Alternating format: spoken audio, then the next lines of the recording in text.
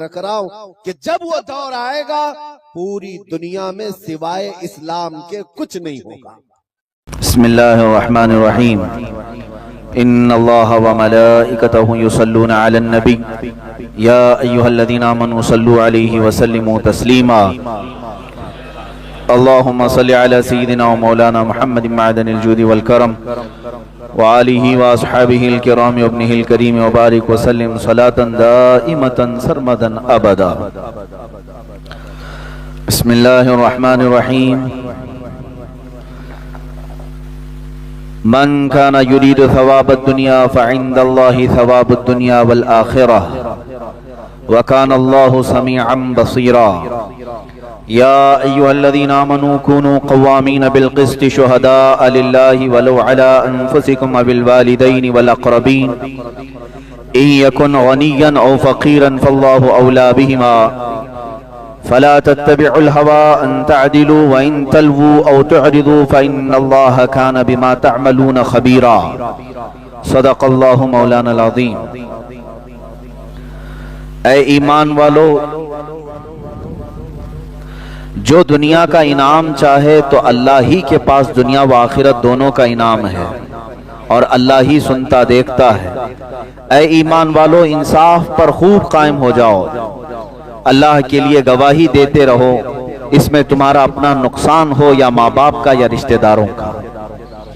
جس پر گواہی دو وہ غنی ہو یا فقیر ہو، بہرحال اللہ کو اس کا سب سے زیادہ اختیار ہے، تو خواہش کے پیچھے نہ جاؤ کہ حق سے الگ پڑ جاؤ، اور اگر تم ہیر پھیر کرو یا منہ پھیرو تو اللہ کو تمہارے کاموں کی خوب خبر ہے۔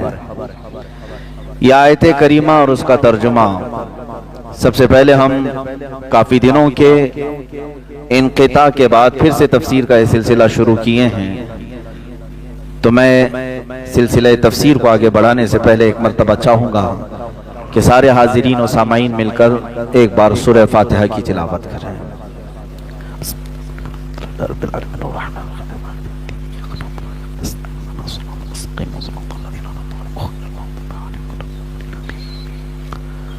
الہ العالمین، ستار العیوب، غفار الذنوب، قدیر و جبار خدا، اس کے احسن کلام، اس کی مبارک کتاب کی آیات بینات ہمیں تلاوت کرنے، اس کا ترجمہ صحیح پڑھنے اور اس کی تفسیر صحیح کرنے اور سننے کی توفیق عطا فرمائے۔ اللہ عز و جل ہمیں قرآن کے ساتھ زندہ رکھے اور قرآن ہی کے ساتھ قیامت کے دن حشر فرمائے۔ آج جیسے کہ اعلان ہوا تھا، تفسیر قرآن جب تک میں آپ کے مجمع میں حاضر ہوں کرنے کی کوشش کروں گا۔ علماء کرام کا معاملہ یہ ہے کہ اللہ تعالیٰ نے ان کے رزق کو پوری روئے زمین پر پھیلا دیا ہے، جہاں ان کے دانے ہوتے وہ وہاں پہنچ جاتے ہیں۔ تو میں ایک چھوٹا سا طالب علم ہوں، اللہ تبارک و تعالیٰ پوری روئے زمین پر جہاں دانے بکھیرا ہے ہمارے، ہم وہاں پہنچ جاتے ہیں۔ آج آپ کے درمیان میں ہیں، کل ہو سکتا ہے کسی اور کے درمیان میں ہوں، یہ اللہ کا نظام ہے۔ بہرحال کوشش یہ کرتا ہوں کہ جب تک ہوں جہاں رہوں اللہ کے دین کا کام کروں، قرآن عظیم کے ساتھ رہوں، رسول کریم صلی اللہ تعالیٰ علیہ وسلم کے شریعت کا اتباع کروں، یہ کوشش رہتی ہے۔ اللہ اس پر ہمیں سب کو قائم رکھے۔ آج اعلان ہوا تھا کہ ذکر کی مجلس بھی ہے اور تفسیر بھی ہے۔ جس دن ذکر ہوتا ہے اس دن خصوصی تصوف پر ہمارا بیان بھی ہوتا ہے، لیکن آج ہم دونوں محفلوں کو ایک ساتھ جمع کرتے ہیں۔ اللہ تعالیٰ ذکر کی برکت سے ہماری تفسیر کا سلسلہ آگے بڑھائے اور تفسیر کی برکت سے اللہ ہمارے ذکر میں لذت عطا فرمائے۔ دو آیتیں میں نے تلاوت کی، اب میں پھر سے جا کر کے اس کو چیک کروں گا کہ 6-7 مہینے پہلے ہم نے کہاں چھوڑا تھا، یا ہمارے وہ سامعین پورے موجود نہیں ہیں جو کنٹینیو حاضر باش ہوا کرتے، آیتیں نوٹ کرتے ہیں، لیکن پھر بھی انشاءاللہ العزیز میرا غالب گمان یہ ہے کہ یہ آیتیں یہاں سے 6-7 مہینے پہلے رک گئی تھی تفسیر، اب اس کو ہم آگے بڑھاتے ہیں۔ قرآن کی سورہ نساء چل رہی ہے۔ کون سی سورہ؟ نساء۔ سورہ نساء یہ चौथी सूरह है कुरान पाक की तरतीब के एतबार से। सूरह फातिहा, उसके बाद सूरह बकरा, उसके बाद सूरह आले इमरान, फिर चौथे नंबर पर सूरह निसा। निसा का लफ्ज ही बताता है ये औरतों को कहते हैं। निसा जो है औरतों को कहा जाता है, पूरी औरतों के नाम से एक सूरह निसा है। रिजाल मर्दों को कहते हैं, रिजाल के नाम से कोई सूरह नहीं आई। औरतों के अहकामात कसीर हैं, जिसकी वजह से कुरान अजीम में सूरह निसा का एक तज़किरा मिलता है। अल्लाह अज़्ज़ा वजल यूं इरशाद फरमाता है, जो दुनिया का इनाम चाहे तो अल्लाह ही के पास दुनिया व आखिरत दोनों का इनाम है। जो दुनिया का इनाम चाहे और अल्लाह ही सुनता देखता है। एक बात याद रखें, इससे मिलती जुलती आयत 25वें पारे में अल्लाह ताला यूं फरमाता है, मन काना युरीदु हर्सल आखिरती नज़ीद लहू फी हर्स। जो हमसे आखिरत की खेती मांगता है हम उसकी खेती में इजाफा करते हैं। वमन काना युरीदु हर्सद दुनिया नुअतिही मिनहा वमा लहू फिल आखिरती मिन नसीब। और जो हमसे दुनिया की खेती तलब करता है हम उसे भी देते हैं, लेकिन आखिरत में उसका कोई हिस्सा नहीं रखते। क्या तलब करना चाहिए? अल्लाह अज़्ज़ा वजल फरमाता है, जिसने हमसे आखिरत मांगी हम उसकी दुनिया भी देंगे और आखिरत भी देंगे। और जो सिर्फ हमसे दुनिया तलब किया तो उसे दुनिया तो दी जाएगी, लेकिन आखिरत में उसका कोई हिस्सा नहीं होगा। हम उमूमन देखते हैं मांगने में हम सबसे ज्यादा क्या चीजें मांगते हैं? तकरीबन सब दुनिया ही हम मांगते हैं। जो जो चीजें हम मांगते हैं कभी हिसाब करके देखें, दुनियावी चीजें हम मांगते हैं।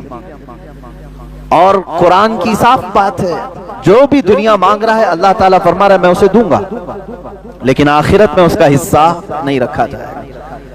सही तरीका मांगने का तो अल्लाह ताला ने खुद सिखाया है, रब्बना आतिना फिद दुनिया हसना व फिल आखिरती हसना। ऐ हमारे रब, दुनिया में भी हमें अच्छाइयां अता कर और आखिरत में भी अच्छाइयां अता कर। कभी ओनली वन, दुनिया की चीजें तलब करना, सिर्फ और सिर्फ दुनिया तलब करना, तो ये मुसलमान को और मोमिन को ज़ेब नहीं देता। मिसाल के तौर पर हम अपने कारोबार की भलाइयां चाहते हैं, कौन नहीं चाहता? दुआ करें कि दुकान अच्छी चल जाए, दुनिया ही तो मांगा। आप कहते हैं मेरा घर अच्छा बन जाए, दुनिया ही तो मांगा। आप ये कहते हैं मेरे पैसों में बरकत हो जाए, दुआ करें, दुनिया ही तो मांगा। औलाद नहीं है, औलाद की दुआ कर दें, औलाद दुनिया है। अच्छी बीवी मिल जाए, दुनिया है। जायदाद मिल जाए, दुनिया है। ये सारी चीजें दुनिया है मेरे अजीजों। मैं ये नहीं कहता कि सिर्फ दुनिया मांगना नाजायज है, बल्कि मांग सकते हैं आप। खुद मेरे आका सल्लल्लाहु अलैहि वसल्लम ने फरमाया, खैरु मताई दुनिया अल मरअतु सालिहा। दुनिया का सबसे बेहतरीन सामान अगर कुछ है दुनिया में से तो वो नेक बीवी है। तुम मांग सकते हो दुनिया में, लेकिन सिर्फ दुनिया के ऊपर डिपेंड रह जाना और आखिरत कभी न तलब करना, ये अहमक आदमी की अलामत है, बेवकूफ है। वो 4 दिन के लिए तो मांग लिया और लाखों के साल के लिए कुछ नहीं मांगा। जहां उसे इतनी लंबे अरसे की जिंदगी गुजारना है कि जिसका एंड कोई है ही नहीं, आखिरत। वहां तो सूरज भी खत्म हो गया, चांद भी खत्म हो गया।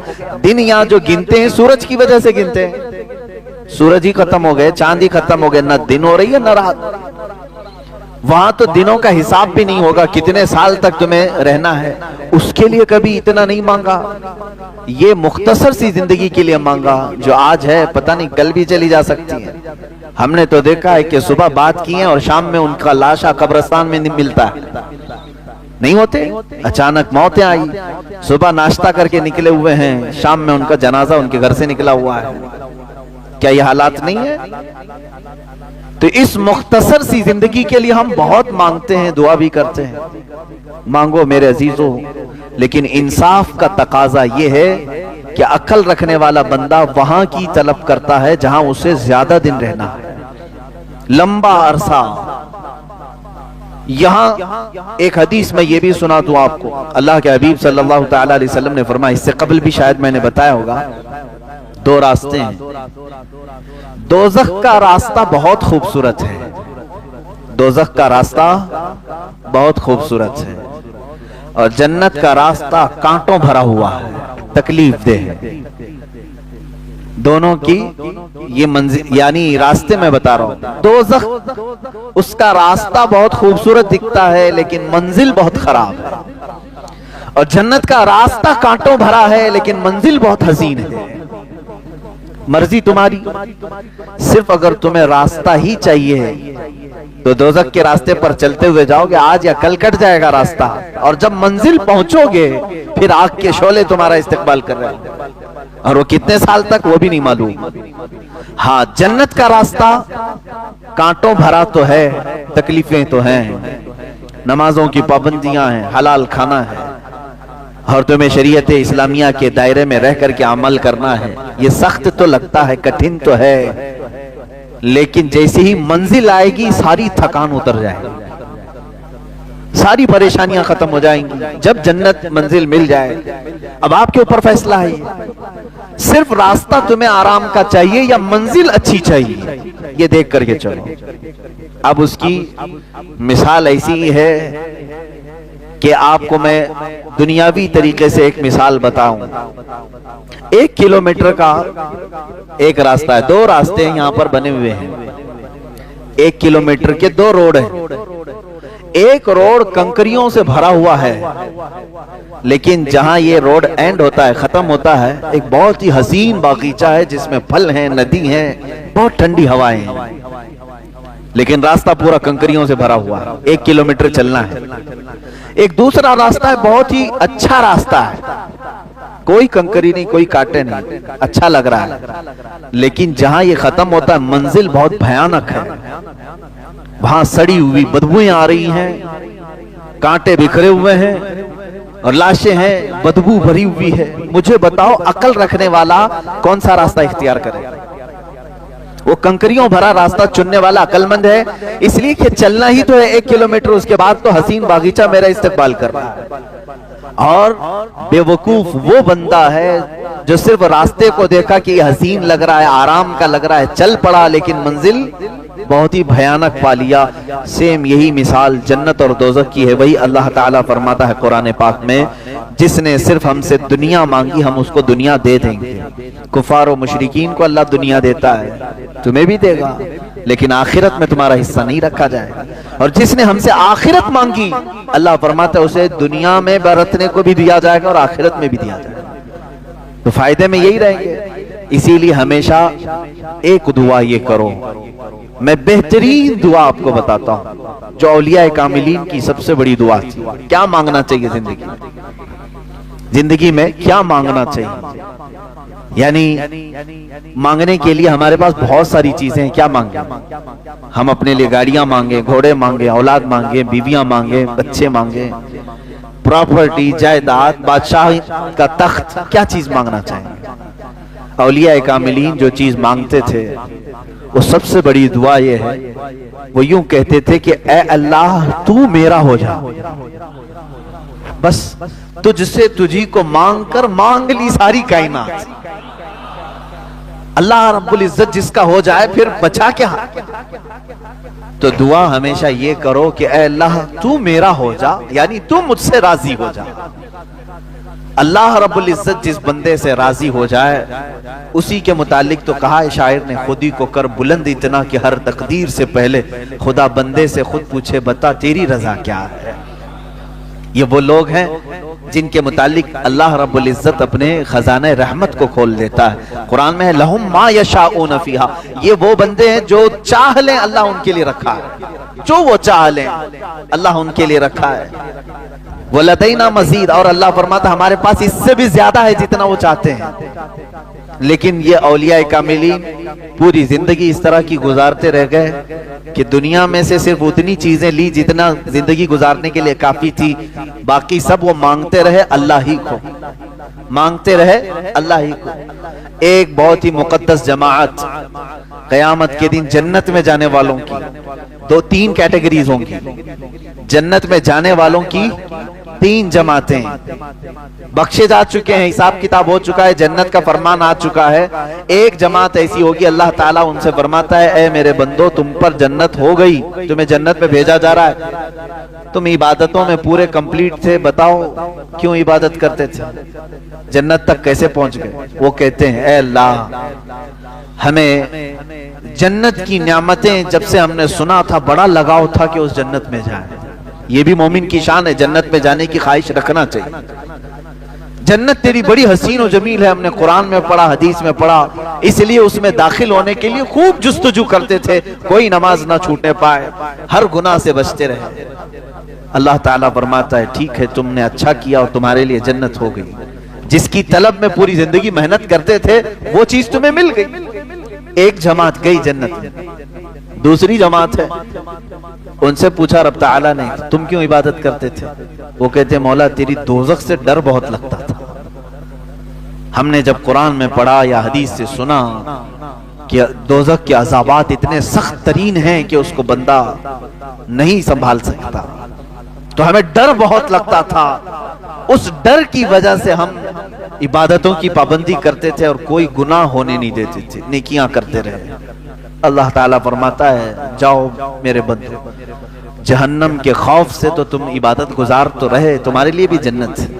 तीसरी एक जमात थी मुखलिसीन की जमात, इनसे रब ताला फरमाता है, तुम क्यों इबादत करते थे, तुम्हारे लिए भी जन्नत का परवाना आज सुना दिया गया, तुम क्यों इबादत करते।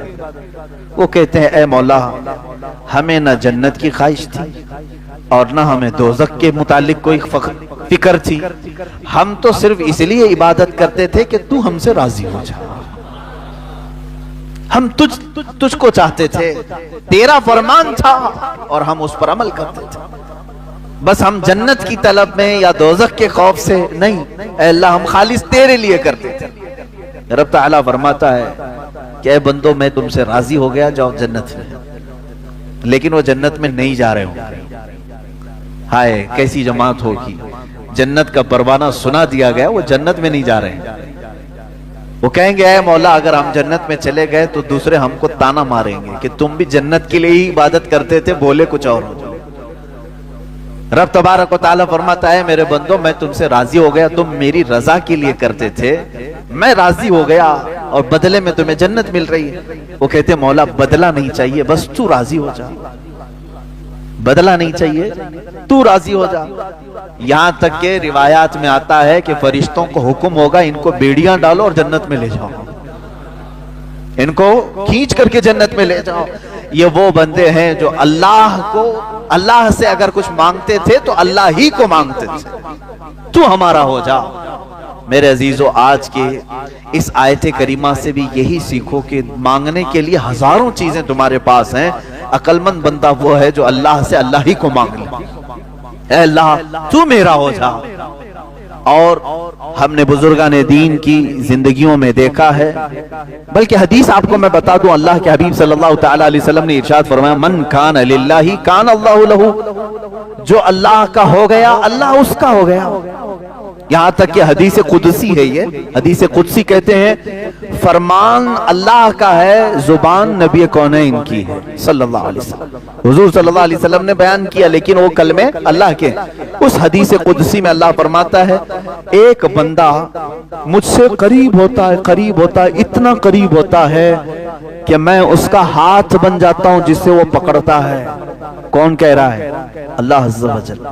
रब ताला फरमाता है, मैं उसकी जुबान बन जाता हूं जिससे वो बोलता है, मैं उसके कान बन जाता हूं जिससे वो सुनता है।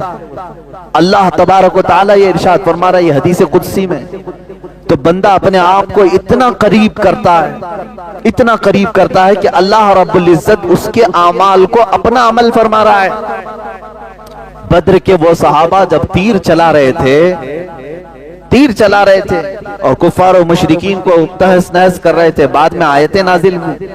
अल्लाह ताला ने फरमाया, वमा रमैत इज़ रमैत फलम तक़तुलूहुम वलाकिन्नल्लाह क़तलहुम। दो अलग अलग जगह से मैं पढ़ रहा हूँ। हुजूर सल्लल्लाहु अलैहि वसल्लम से रब ताला फरमाता है, तीर जो चलाया वो आपने नहीं, अल्लाह ने चलाया। फलम तक़तुलूहुम वलाकिन्नल्लाह क़तलहुम, ऐ सहाबा तुमने नहीं कत्ल किया, हाथ तुम्हारा था, अल्लाह ने कत्ल किया। ان کے عمل کو اللہ اپنا عمل فرما رہا ہے. یہ وہ مقام ہے جس کی طلب ہر مسلمان کو ہونی چاہیے, ہر مومن کو ہونی چاہیے. اے اللہ مجھے اس مقام تک پہنچا دے جہاں میرا چلنا پھرنا ہر چیز تیری رضا کے مطابق ہو جائے. یہ کب ہوتا ہے؟ جب سچی طلب ہو. اور قرآن پاک میں اللہ فرماتا ہے من کان یرجو لقاء اللہ, جو اللہ تبارک و تعالیٰ سے ملاقات کی امید رکھتا ہے, یقین رکھتا ہے, اسے چاہیے کہ وہ نیک اعمال میں لگ جائے. فَلْيَعْمَلْ عَمَلًا صَالِحًا وَلَا يُشْرِكْ بِعِبَادَةِ رَبِّهِ أَحَدًا. وہ اللہ رب العزت کے ساتھ کسی دوسرے کو اپنا خدا شریک نہ ٹھہرائے اس کے ساتھ, اور اعمال صالحہ میں دن رات لگ جائے, جسے یہ امید ہے کہ وہ اپنے رب سے ملنا چاہے, اپنے مولا سے ملاقات کرنا چاہے. میرے عزیزو, اس آیت کا پورا خلاصہ میں یہ بتا رہا ہوں کہ دنیا میں اگر کچھ مانگو تو آخرت کی طویل زندگی میں اللہ کی رضا مانگو, اللہ کی رضا مانگو. ایک بزرگ ہیں حضرت امام حسن بصری رضی اللہ تعالیٰ, بڑی پتے کی بات ہے, اور ایک روایت حضرت رابعہ بصریہ رضی اللہ تعالیٰ عنہ ملتی ہے. ایک صاحب آئے اور ان سے کہا کہ ہمارے لیے دعا کر دیں, غالباً حضرت رابعہ سے. کہا کیا دعا کروں؟ انہوں نے کہا کہ دعا کر دیں اللہ مجھ سے راضی ہو جائے. ابھی میں نے کہا نا, دعا تو یہی کرنا چاہیے, اللہ مجھ سے راضی ہو جائے. تو بھڑک گئی, کہا یہ دعا کروا رہے مجھ سے اللہ تجھ سے راضی ہو جائے؟ میں دعا تو کروں گی, لیکن پہلے یہ بتا کیا تو بھی اللہ سے راضی ہے؟ کیا تو بھی اللہ سے راضی ہے؟ تو وہ ڈر گئے. انہوں نے کہا کہ ماں, بھلا بندہ بھی کوئی اللہ سے ناراض ہوتا ہے؟ کون ہے وہ, کس کی مجال ہے, کس کی جرت ہے کہ وہ اللہ سے ناراض ہے؟ انہوں نے کہا لاکھوں بندے ہیں. کہا کیسے؟ کہا یہ ناراضگی کی علامت نہیں ہے کہ جب وہ موسم گرمی کا دیتا ہے تو کہتے ہائے کیسی گرمی ہے, برداشت سے باہر ہو گئی, جبکہ وہ مولا کہہ رہا ہے میں کسی کو اس کی طاقت سے زیادہ کوئی چیز ڈالتا نہیں. اگر تم اس کی یہ تمام قدرت سے راضی ہوتے تو اس کے موسموں کی شکایت نہیں کرتے. ایک بزرگ چلتے پھرتے راستے میں انہوں نے صرف اتنا کہہ دیا تھا, بارش آ رہی تھی, ارے یہ کیسے بے موسم کی بارش آئی؟ کبھی ہوتا ہے گرمیوں کے دنوں میں بارش آئی. غیب سے انہیں ندا آئی کہ اے بندے, کیا اب تو فیصلہ کرے گا کہ بارش کب ہونا چاہیے اور کب نہیں ہونا چاہیے؟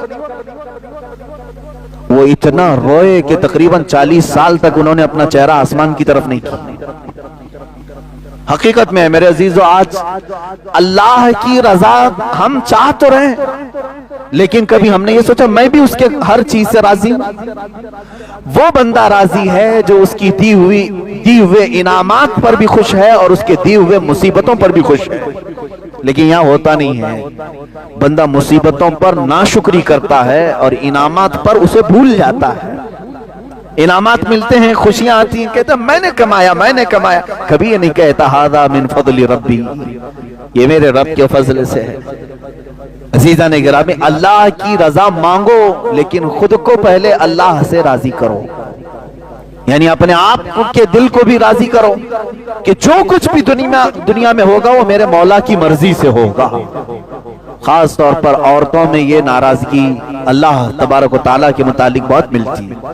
تم ناراض ہو گے اللہ تعالیٰ سے تو اس کا کچھ نہیں بگاڑ سکو گے, تمہاری دنیا بھی تباہ ہے اور آخرت بھی تباہ. تم بندے ہو, اللہ سے ناراض ہونا یہی نہیں کہ اس کو صرف گالیاں دینا, بلکہ بہت ساری چیزوں کو برداشت نہ کرنا یہ بھی اللہ سے ناراضگی کی علامت ہے جو تمہارے ساتھ. کسی کا انتقال ہوا تو کیا اللہ تعالیٰ نے تمہارے ساتھ ظلم کیا؟ تمہارے گھر میں کسی کی موت ہو گئی تو کیا اللہ کا ظلم ہے یہ؟ معاذ اللہ رب العالمین. لیکن کچھ لوگوں کی زبانوں سے یہ جملے نکل جاتے ہیں, کم سے کم اس گھر پر تو رحم کرنا چاہیے تھا, اس گھر پر تو رحم کرنا چاہیے. ایک بات یاد رکھیں, وہ قادر مطلق ہے, اس کے ہر فیصلے میں کوئی نہ کوئی حکمت ضرور ہے. وہ کس کی موت کب لکھا ہے جبھی ہوتی ہے. یہاں تک کہ فرشتوں میں سے بھی مقرب فرشتوں کو بھی یہ اختیار نہیں ہے کہ اس کے دیے ہوئے وقت سے ایک آن پہلے یا بعد کو ٹال سکیں یا پہل کر سکیں. وہ اللہ رب العزت کی حکمتوں میں سے. بندے مومن کو یہ چاہیے کہ ہر کام پر اس سے راضی رہے, اس کے بعد اس کی رضا کا سوال کرے. بات صحیح ہے؟ پہلے خود راضی ہو اللہ کے ہر حکمت سے، اور اس کے بعد سوال کرے اے اللہ تو بھی مجھ سے راضی ہو جا، تب بات دونوں برابر کہلائے گی۔ تم تو ناراض ہو اس سے، تم اس کے بہت سارے کاموں سے اپنی رضا ظاہر نہیں کرتے ہو، اور پھر اس سے دعا یہ کرتے ہو کہ اللہ تو مجھ سے راضی ہو جا۔ رب تبارک و تعالیٰ اگر یہ فرما دے کہ اے بندے کیا تو بھی راضی ہے اپنی زندگی میں؟ ہاں تو کہہ دو کہ زبان سے، لیکن عمل تمہاری شکایت کر رہا ہوگا۔ بیماریوں میں سب کو بتا دیتا ہوں، اچھائیوں میں کسی کو نہیں بولتا۔ دکان 100 دن چلایا، 99 دن فائدہ رہا، ایک دن نقصان ہوا، وہ نقصان کے دن کئی لوگوں کو شکایت تو کر دے گا، فائدہ جتنے دن ہوا تھا وہ سب کو نہیں بتائے گا۔ ارے نہ بتاؤ، نظر لگ جائے گی۔ انعامات کو تو تم نے بتایا نہیں، خسارے کو سب کے سامنے ذکر کیا، صحت کا تو کبھی اعلان نہیں کیا کہ میں بہت ہٹا کٹا ہوں، صحت مند ہوں، اللہ کا فضل ہے، لیکن بیماری کو سب کے سامنے ذکر کیا۔ اللہ کی رضا یہ ہے جو قرآن پاک کی آیت یہ بتاتی ہے، انا للہ و انا الیہ راجعون، بے شک ہم اللہ کے لیے ہیں دنیا میں اور اللہ ہی کی طرف لوٹنے والے۔ بیماری اس کی مرضی سے، صحت مندی اس کی مرضی سے، دولت اس کی مرضی سے، غربت اس کی مرضی سے، کرسی اس کی مرضی سے ملے، یہ تمام چیزوں پر ہماری رضا پہلے ہو، اور اس کے بعد ہم یہ سوال کریں اے اللہ تو بھی ہم سے راضی ہو جا۔ آگے کی آیت میں نے جو تلاوت کی ہے یہ دوسری بڑی آیت ہے جس میں اللہ تعالیٰ فرماتا ہے اے ایمان والو، ایک بات سمجھ کر کے چلیں، یہ کتنے بڑے فخر کی بات ہے کہ پورا قرآن جو ہے جس میں خطاب جو ہوتا ہے، خطاب کا مطلب ہوتا ہے کسی کو مخاطب کر کے بلانا، اے فلاں آپ آ جاؤ۔ اب بڑا آدمی کوئی کسی کا نام لے کر کے پکارے تو وہ اپنے پکار پر بھی رشک کرتا ہے کہ مجھے فلاں نے میرا نام لے کر کے پکارا۔ میں سمجھتا ہوں مسلمانوں کو اسی بات پر فخر کرنا چاہیے کہ قرآن میں اللہ نے جگہ جگہ پر یا ایھا الذین آمنو، اے ایمان والو، ہمیں نام لے کر کے پکارا ہے۔ پیدا کرنے والا خود ہمیں پکارے تو ہماری قسمت کی بات کیا ہے۔ ایک ہی جگہ پر پورے قرآن میں کافروں کو پکارا گیا، باقی تقریباً یا ایھا الذین کفروا جو ایک جگہ ہے، اس کے علاوہ آپ سینکڑوں جگہ دیکھیں گے جہاں پر اللہ تعالیٰ نے ایمان والوں کو خطاب کیا۔ ظاہر سی بات ہے جس کو اپنی باتیں بتانی ہوتی ہیں اسی کو خطاب بھی کیا جاتا ہے۔ اب رب تعالیٰ آگے فرماتا ہے کونوا قوامین بالقسط، یہی ہمارا موضوع بھی رہا تھا پچھلے ہفتے، انصاف پر خوب قائم ہو جاؤ اللہ کے لیے، انصاف پر خوب قائم ہو جاؤ اللہ کے لیے۔ میرے عزیزو یہ بہت کٹھن مسئلہ ہے۔ انصاف جو ہے ایک ایسے بال کا نام ہے جس پر سارے چل نہیں سکتے، تلوار سے زیادہ تیز دھار، بال سے زیادہ باریک راستے کا نام ہے انصاف، عدالت۔ یہاں پر اپنے اور غیر کے ساتھ برابری کا معاملہ کرنا بہت نازک ہوتا ہے۔ مالدار اور فقیر کے ساتھ صحیح انصاف کرنا یہ بہت ہی نازک معاملہ ہوتا ہے۔ اچھے اچھے بہک جاتے ہیں، اچھے اچھے اس میں دھوکہ کھا جاتے ہیں۔ رب تعالیٰ کا حکم یہ ہے مومن وہ ہے جو انصاف پر خوب قائم رہے گا، کیونکہ اگر آج تم انصاف نہیں کرو گے، 4 پیسے تمہیں کسی سیٹ سے مل تو جائیں گے، لیکن 50,000 سال والی ایک عدالت قائم ہوگی جہاں تمہیں کھڑا کیا جائے گا۔ وہ قیامت کا دن ہوگا، وہ ایک دن 50,000 سال کے برابر کا، وہاں تو تمہیں انصاف سے گزرنا ہی پڑے گا، اور وہاں ایسا ہے انصاف، قرآن کہتے ہیں فَمَن يَعْمَلْ مِثْقَالَ ذَرَّةٍ خَيْرًا يَرَهُ وَمَن يَعْمَلْ مِثْقَالَ ذَرَّةٍ شَرًّا يَرَهُ۔ تم اگر ذرہ کسے کہتے ہیں؟ ایٹم، ذرہ، فزکس وغیرہ پڑھنے والے طلبہ کو معلوم ہونا چاہیے ذرہ کس کو کہتے ہیں۔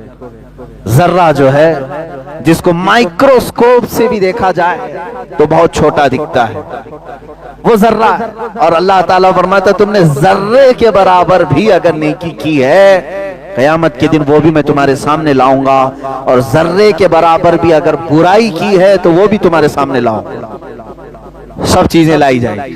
بلکہ سورہ لقمان میں تو اللہ تعالیٰ یوں فرماتا ہے یا بنی انہا ان تک مثقال حبۃ من خردل فتکن فی صخرۃ او فی السماء او فی الارض او فی السماوات او فی الارض یأتی بها اللہ۔ اللہ تعالیٰ فرماتا ہے کہ اگر تم نے رائی کے دانے کے برابر، رائی کا دانہ جانتے ہو نا، رائی کے دانے کے برابر بھی برائی کی، کہاں جا کر کے؟ پہاڑ کی چٹانوں میں اندر داخل ہو کر کے، آسمانوں میں اوپر جا کر کے، یا زمین کی تہ میں جا کر کے اگر گناہ کر کے آئے ہو، یأتی بہ اللہ، رب فرماتا ہے قیامت کے دن اللہ وہ بھی تمہارے سامنے لائے گا، وہ سامنے لائے گا، وہ تمہیں دکھایا جائے گا، وہ انصاف کا دن ہے۔ اسی لیے سورہ فاتحہ کی بھی آیت یہ کہتی ہے مالکی یوم الدین، اللہ کی تعریف میں تیسری آیت یہی ہے کہ وہ قیامت کے دن کا مالک ہے، اور ایسا مالک ہے کہ وہاں کسی نبی کی بھی نہیں، یعنی شروع کا وقت ایسا ہے کہ نبی کی بھی اس وقت کوئی آواز نہیں ہوگی جب تک میرے آقا صلی اللہ تعالی علیہ وسلم کی شفاعت شروع نہیں ہوگی۔ وہ قیامت کا دن جب خدائے قہار غضب پر ہوگا اور بندوں کے سارے اعمال دفتر کے دفتر لائے جا رہے ہوں گے، یاد رکھنا تم اگر انصاف سے ہٹو گے زندگی میں یہ سب چیزیں لائی جائیں گی۔ آج کسی کا مال ہڑپ کر کے بیٹھو، کسی کا حق کھا کر کے بیٹھو، قرضے دبا کر کے بیٹھو، تو لوگ سمجھتے ہیں کہ کون کیا کر لے گا ہمارا، کیس کرنا ہے کیس کر لو، حکومتیں آتی رہتی جاتی رہتی بدلتی رہتی، کورٹ میں 25 سال چلے گا، کیا ہو جائے گا ہمارا۔ یاد رکھنا اس دن وہ سارا نشہ نکل جائے گا جو قیامت کا دن ہوگا، جو جس کا حق کھایا ہے وہ چھوڑا نہیں جائے گا۔ ایک بات یاد رکھ لیں، حقوق اللہ معاف تو کیے جا سکتے ہیں، حقوق العباد بندہ جب تک نہیں معاف کرتا تب تک نہیں چھوڑا جائے گا۔ حقوق اللہ کیا ہے؟ شراب پیتے تھے تم، معاذ اللہ، جوا کھیلتے تھے، یہ زنا ہو گیا، اور بھی کئی گناہ ایسے ہیں جو حقوق اللہ ہے، تم نے توبہ کر لیا، یہ اللہ کی مرضی پر ہے، وہ چاہے تو قیامت کے دن کھولے گا بھی نہیں، چھپائے گا، معاف کر دے گا۔ لیکن ایک حقوق العباد ہے، فلاں کا پیسہ پکڑ کر کے رکھا ہے، فلاں کی جائیداد ہڑپ کر کے رکھا ہے، کسی کا کچھ لے کر کے رکھا ہے، یہ مت سمجھنا قیامت کے دن ارحم الراحمین سب معاف کرے گا۔ رب تعالی جہاں ارحم الراحمین ہے وہیں اللہ انصاف کو سب سے زیادہ قائم کرنے والا ہے۔ قیامت کے دن انصاف قائم کیا جائے گا، اس مظلوم کو بلایا جائے گا، تیرا حق اس نے دنیا میں لیا تھا، وہ کہے گا ہاں مولا، کیا تو اسے معاف کرتا ہے؟ ارے وہ دن کون معاف کرے گا؟ وہ کہے گا نہیں مولا مجھے اس کی نیکیاں چاہیے، دلائی جائیں گی پوری نیکیاں، اگر کم پڑے تو یہ مظلوم بندہ کہے گا میرے گناہ اٹھا کر کے اس پر ڈال دے، اللہ تعالیٰ فرمائے گا اس کے گناہ اٹھاؤ اور حق مارنے والے کے سر پر ڈالو۔ کچھ ایسے لوگ ہوں گے نمازی، حاجی، سب کچھ ہوں گے، لیکن حق مار کر کے آئے ہوں گے، نیکیاں سب بٹ چکی ہوں گی، دوسروں کے گناہ اٹھا چکے ہوں گے اور دوزخ میں جا رہے ہوں گے۔ دنیا میں نیکیاں کرتے تھے لیکن حقوق العباد میں گرفتار تھے۔ اسی لیے میرے عزیزو انصاف کو پوری طور پر قائم رکھو۔ انصاف کا مطلب صرف یہ کورٹ کچہری کا انصاف نہیں، اپنی ذات کے ساتھ بھی انصاف کرو، اپنی اولاد کے ساتھ بھی، اپنے پڑوسیوں کے ساتھ بھی، معاملات سب کے ساتھ جو بھی آئیں گے انصاف قائم رکھو۔ مزدوروں کے ساتھ انصاف تمہارا الگ ہے، تمہاری بیویوں کے ساتھ تمہارا انصاف الگ ہے، ان کے ساتھ ظلم نہ ہونے پائے، تمہاری اولاد کے ساتھ انصاف الگ ہے، ہر چیز میں پکڑ ہو سکتی ہے۔ تم اپنی کمپنی چلا رہے ہو، مزدور میں کسی کی بھی ناحق تم نے تنخواہ کاٹ لی، کسی کو اس کی ڈیوٹی سے زیادہ کام لے لیا اور اس کو اس کی اجرت نہیں دی، اسی ایک نا انصافی کی وجہ سے قیامت میں تمہاری نیکیاں دینی پڑ جائیں گی۔ بیوی رکھا تھا اور اس کو کام کی مشین سمجھ کر کے سب کرواتا تھا، وہ ناراض تھی، اللہ نے جتنے حقوق اس کے بیان کیے وہ نہیں ادا کرتے تھے اور اس کے ساتھ زور زیادتی ہوتی تھی، تو یہ قیامت کے دن لایا جائے گا۔ ارے بیوی تو بیوی ہے، بیلوں کو جو مارے ہوں گے جانوروں کو ان کو بھی لایا جائے گا قیامت کے دن، وہ سینگ مار مار کر کے اپنا بدلہ لیں گے۔ ہاں یہ حدیث پاک میں ملتا ہے، جانوروں کو ناحق جس نے مارا ہے وہ بھی بدلہ دیا جائے گا۔ وہ اللہ جو قرآن میں کہتا ہے یحب المقسطین، وہ انصاف کرنے والوں کو پسند کرتا ہے، تو قیامت کے دن کیا انصاف چھوڑ دیا جائے گا؟ نہیں، حقوق العباد پورے لائے جائیں گے۔ اولاد تمہاری 4 بیٹے تھے، کسی ایک کو سب سے زیادہ دیا باقی کو دبا دیا، یہ مت سمجھنا دنیا ہے سب چل جائے گا۔ قیامت کے دن پکڑ ہوگی، ساری اولاد کو تمہیں ایک نظر سے دیکھنی ہوگی۔ کسی باپ کو یہ اختیار نہیں دیا شریعت نے کہ وہ اپنی کسی اولاد کو آگ کر دے، یعنی جائیداد نہیں دوں گا، اس کو لکھوا لیا کہ آج سے تو میرا بیٹا نہیں ہے، تیری شکل نہیں دیکھوں گا، تو میری میت پر نہ، اپنے اولاد سے اس کو خارج کر دیا۔ کسی باپ کو شریعت نے یہ اختیار ہی نہیں دیا ہے، اور اگر کسی نے ایسا کیا بھی ہے قیامت کے دن وہ پکڑا جائے گا۔ بیٹے نے اپنے باپ کے ساتھ جو کچھ بھی کیا ہے وہ سزا بھگتے گا، لیکن دنیا میں تم اس کی وراثت میں اور اس کے حقوق میں ایک پیسہ بھی نہیں رکھ سکتے۔ باپ کو بہنوں کا حق مارا ہے، کئی جگہوں پر دیکھا گیا ہے۔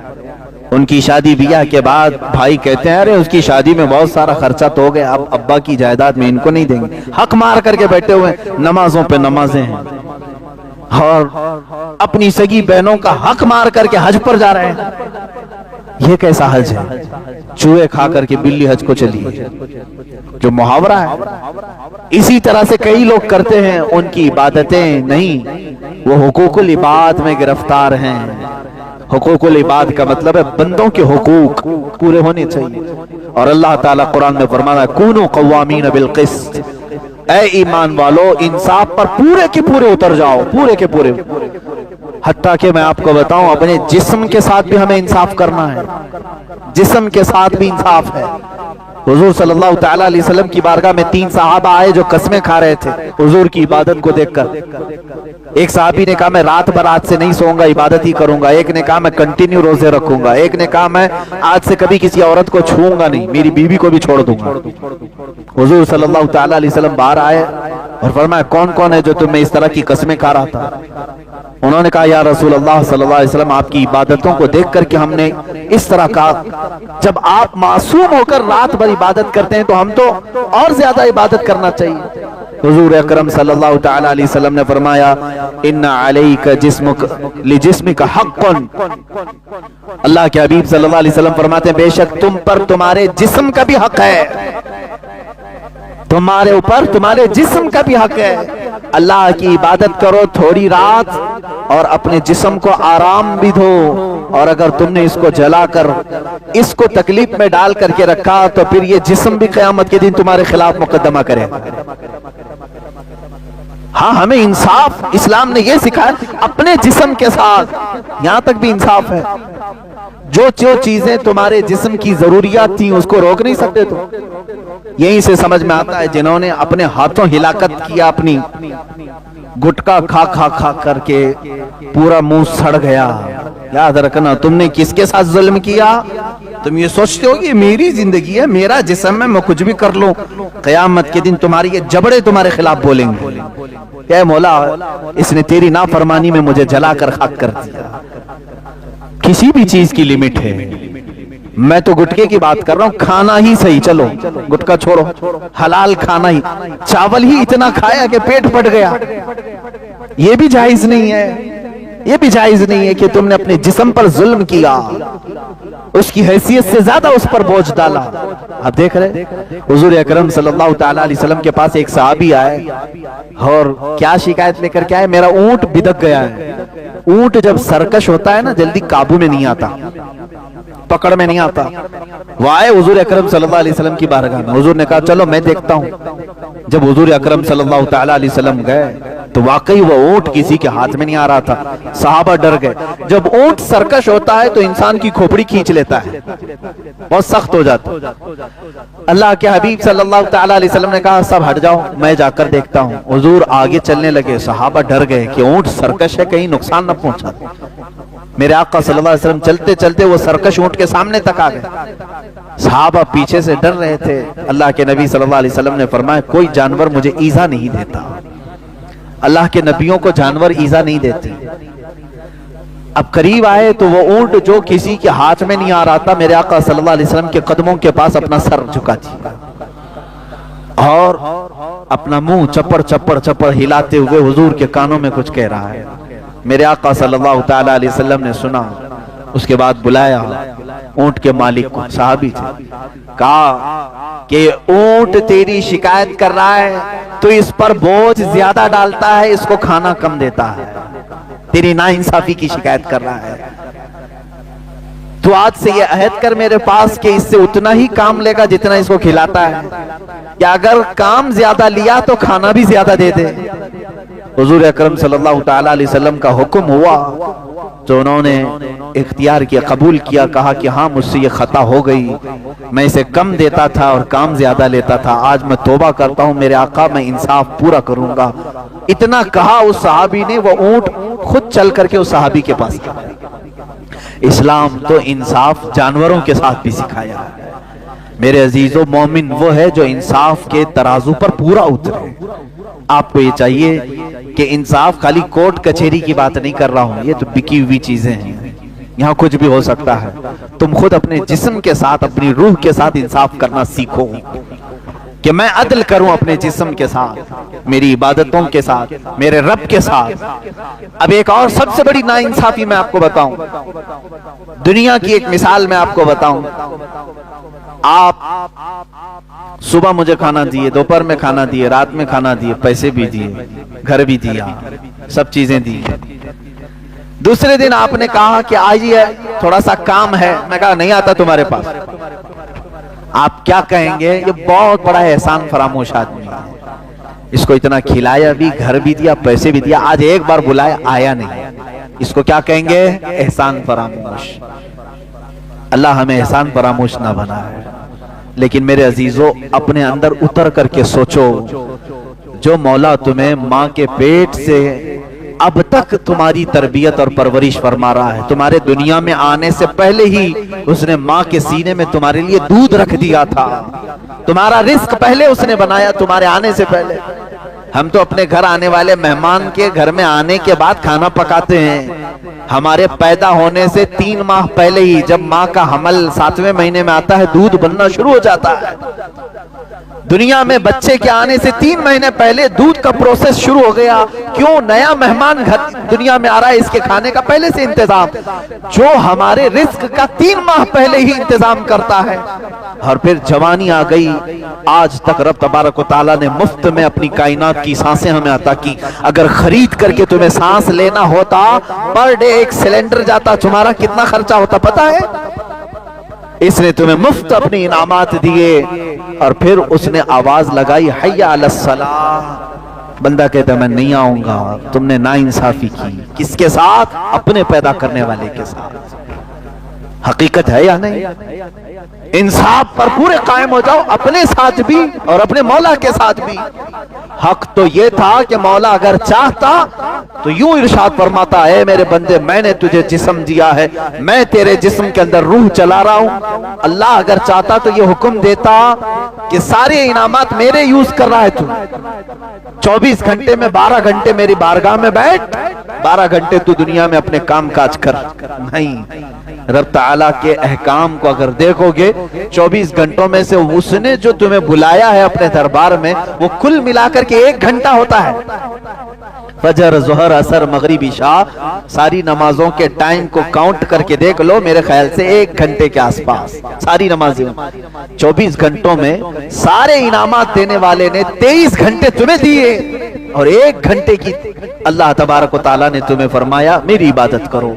یہ کتنی بڑی ناانصافی خود ہم اپنے خالق کے ساتھ کر رہے ہیں۔ کیا ہم مومن ہیں؟ قرآن کا یہی حکم میں کافی ہے، میں نے پوری آیت تلاوت نہیں کی، صرف اتنی آیت کا اتنا حصہ۔ اللہ فرماتا ہے کونوا قوامین بالقسط، اللہ فرماتا ہے اے ایمان والو انصاف پر پورے کے پورے اتر جاؤ، شہداء للہ، اللہ کے لیے گواہی دیتے ہوئے۔ اب آگے کی باتیں آتی ہیں، آگے کی باتیں گواہی کے متعلق آتی ہیں کہ گواہی دینے والے کیسے ہوں، کس کے لیے ہوں۔ اب یہاں پر گواہی کئی طریقے کی، گواہی کیا ہے؟ ظلم ہوتا ہوا دیکھا اور آپ گواہی دیں، یہ تو دنیاوی گواہی ہے۔ جانتے ہیں سب سے بڑی گواہی کیا ہے؟ سب سے بڑی گواہی یہ ہے کہ بندہ یہ کہے اللہ کے سوا کوئی معبود نہیں۔ ہم کہتے ہیں نا اشہد اللہ الہ الا، میں گواہی دیتا ہوں کہ اللہ کے سوا کوئی معبود نہیں۔ دوسری سب سے بڑی گواہی ہے کہ محمد صلی اللہ علیہ وسلم اللہ کے رسول۔ یہ 2 ہی گواہی ایسی ہیں جو سب سے الگ ہیں، سب سے الگ ہے، اور یہی بارگاہ رب العزت میں قبول بھی ہے۔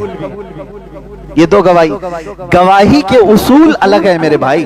آپ جانتے ہیں مرڈر ہو گیا, کورٹ میں کیس چلنے لگا, آپ وٹنس بن کر کے گئے, جج کیا پوچھے گا؟ کیا تو حادثے کے وقت وہاں موجود تھا؟ پوچھے گا کہ اور حادثہ ہوتے ہوئے تو نے دیکھا؟ اگر آپ کہو نہیں دیکھا بھی نہیں, میں تھا بھی نہیں, تو جج صاحب آپ سے کہیں گے پھر آیا کیوں گھر پہ بیٹھ؟ معاملہ تو یہی ہونا چاہیے. گواہی دینے کے لیے اس جگہ پر بھی ہونا چاہیے, اور آئی وٹنس جس کو کہتے ہیں آنکھوں سے دیکھا ہوا بھی ہونی چاہیے. لیکن دنیا کی دو گواہیاں ایسی ہیں جس میں یہ نہیں پوچھا جاتا. آپ کہہ رہے ہیں اللہ کے سوا کوئی معبود نہیں, آپ سے نہیں پوچھا جائے گا کیا تو نے اللہ کو دیکھا ہے؟ اب یہاں سے جو گواہی کے اصول ہیں وہ میں آپ کو بتاتا ہوں. آپ سے یہ پوچھا جائے گا, آپ سے یہ پوچھا جائے گا تم گواہی دیتے ہو اللہ کے سوا کوئی معبود نہیں, کیا تم نے دیکھا اللہ کو؟ کیا جواب دو گا؟ گواہی کے لیے ضروری کیا ہے؟ دیکھنا ضروری ہے. تم دیکھے نہیں اور گواہی دے رہے ہو. جانتے ہیں یہ سوال ہوگا اور جواب ہم کیا دیں گے جانتے ہیں؟ قیامت میں یہ امت مصطفیٰ گواہی دے گی ہم نے نہیں دیکھا, ہمارے رسول نے دیکھا, اور رسول کی گواہی پر ہم گواہی دے رہے ہیں. اللہ تبارک و تعالیٰ کی بارگاہ میں ہم کیا کہیں گے؟ ہم نے دیکھا تو نہیں, ہمارے رسول نے دیکھا. اب دیکھو اگر رسول کے معراج کے جو منکر ہیں وہ کیا کہیں گے؟ حضور کی معراج کے کچھ لوگ منکر ہیں, انہوں نے اللہ کو دیکھا ہی نہیں. میاں جب انہوں نے بھی نہیں دیکھا, کسی نے بھی نہیں دیکھا, تو گواہی کس بات کی دو گے؟ یہ قرآن میں دوسرا پارہ جہاں سے شروع ہوتا ہے وہیں پر اللہ تعالیٰ نے جو آیتیں بیان فرمائیں تفسیر پڑھ کے دیکھ لیں. امت یہ کہے گی مولا ہم نے نہیں دیکھا, ہمارے رسول نے دیکھا, ہمارے رسول نے دیکھا. بس اسی بات پر تمہاری گواہی قبول ہو جائے گی, کیونکہ اللہ کو معلوم ہے ما زاغ البصر وما طغى, یہ رسول نے تو ایسے دیکھا ہے مولا کو کہ ان کی پلک بھی نہیں جھپکتی تھی. پوری ذات خدا بندی کو معراج کی شب ایسے دیکھا ہے. اسی لیے ہماری جو گواہی قبول ہوگی وہ مصطفیٰ کریم صلی اللہ علیہ وسلم کی گواہی سے. کس کو دیکھا یہ موسیٰ سے پوچھے کوئی, آنکھ والوں کی ہمت پہ لاکھوں سلام. آیت کریمہ اسی گواہی کے متعلق جو دنیاوی گواہی ہے وہ میں کل کی تفسیر میں عرض کروں گا. آج چونکہ ذکر کی مجلس ہے میرے عزیزوں, میں نے تفسیر کی ابتدا کرنی تھی, اس لیے میں نے دو آیتیں برکت کے لیے تلاوت کی ہیں. آج کی یہ محفل جو ہے ذکر اللہ کی ہے, آپ سب کو معلوم ہے. الحمدللہ وکفا وسلام علی حبیبہ المصطفیٰ, اما بعد فاعوذ باللہ من الشیطان الرجیم, بسم اللہ الرحمن الرحیم. ان اللہ وملائکتہ یصلون علی النبی یا ایہا الذین آمنوا صلوا علیہ وسلموا تسلیما. اللہم صل علی سیدنا و مولانا محمد معدن الجود والکرم وآلہ واصحابہ الکرام وابنہ الکریم وبارک وسلم صلاة دائمة سرمدا ابدا. بسم اللہ الرحمن الرحیم. یا ایہا الذین آمنوا کونوا قوامین بالقسط شہداء للہ ولو علی انفسکم بالوالدین والاقربین بالمعروف ان یکن غنیا او فقیرا فاللہ اولا بہما فلا تتبعوا الہوى ان تعدلوا وان تلووا او تعرضوا فإن الله كان سميعا بصيرا وإن تلووا أو تعرضوا فإن الله كان بما تعملون خبيرا. يا أيها الذين آمنوا بالله ورسوله والكتاب الذي نزل على رسوله والكتاب الذي أنزل من قبل ومن يكفر بالله وملائكته وكتبه ورسله واليوم الآخر فقد ضل ضلالا بعيدا. صدق اللہ مولانا العظیم. بارگاہ رسالت معاب صلی اللہ تعالیٰ علیہ وسلم میں درود پاک کا ہدیہ پیش کریں.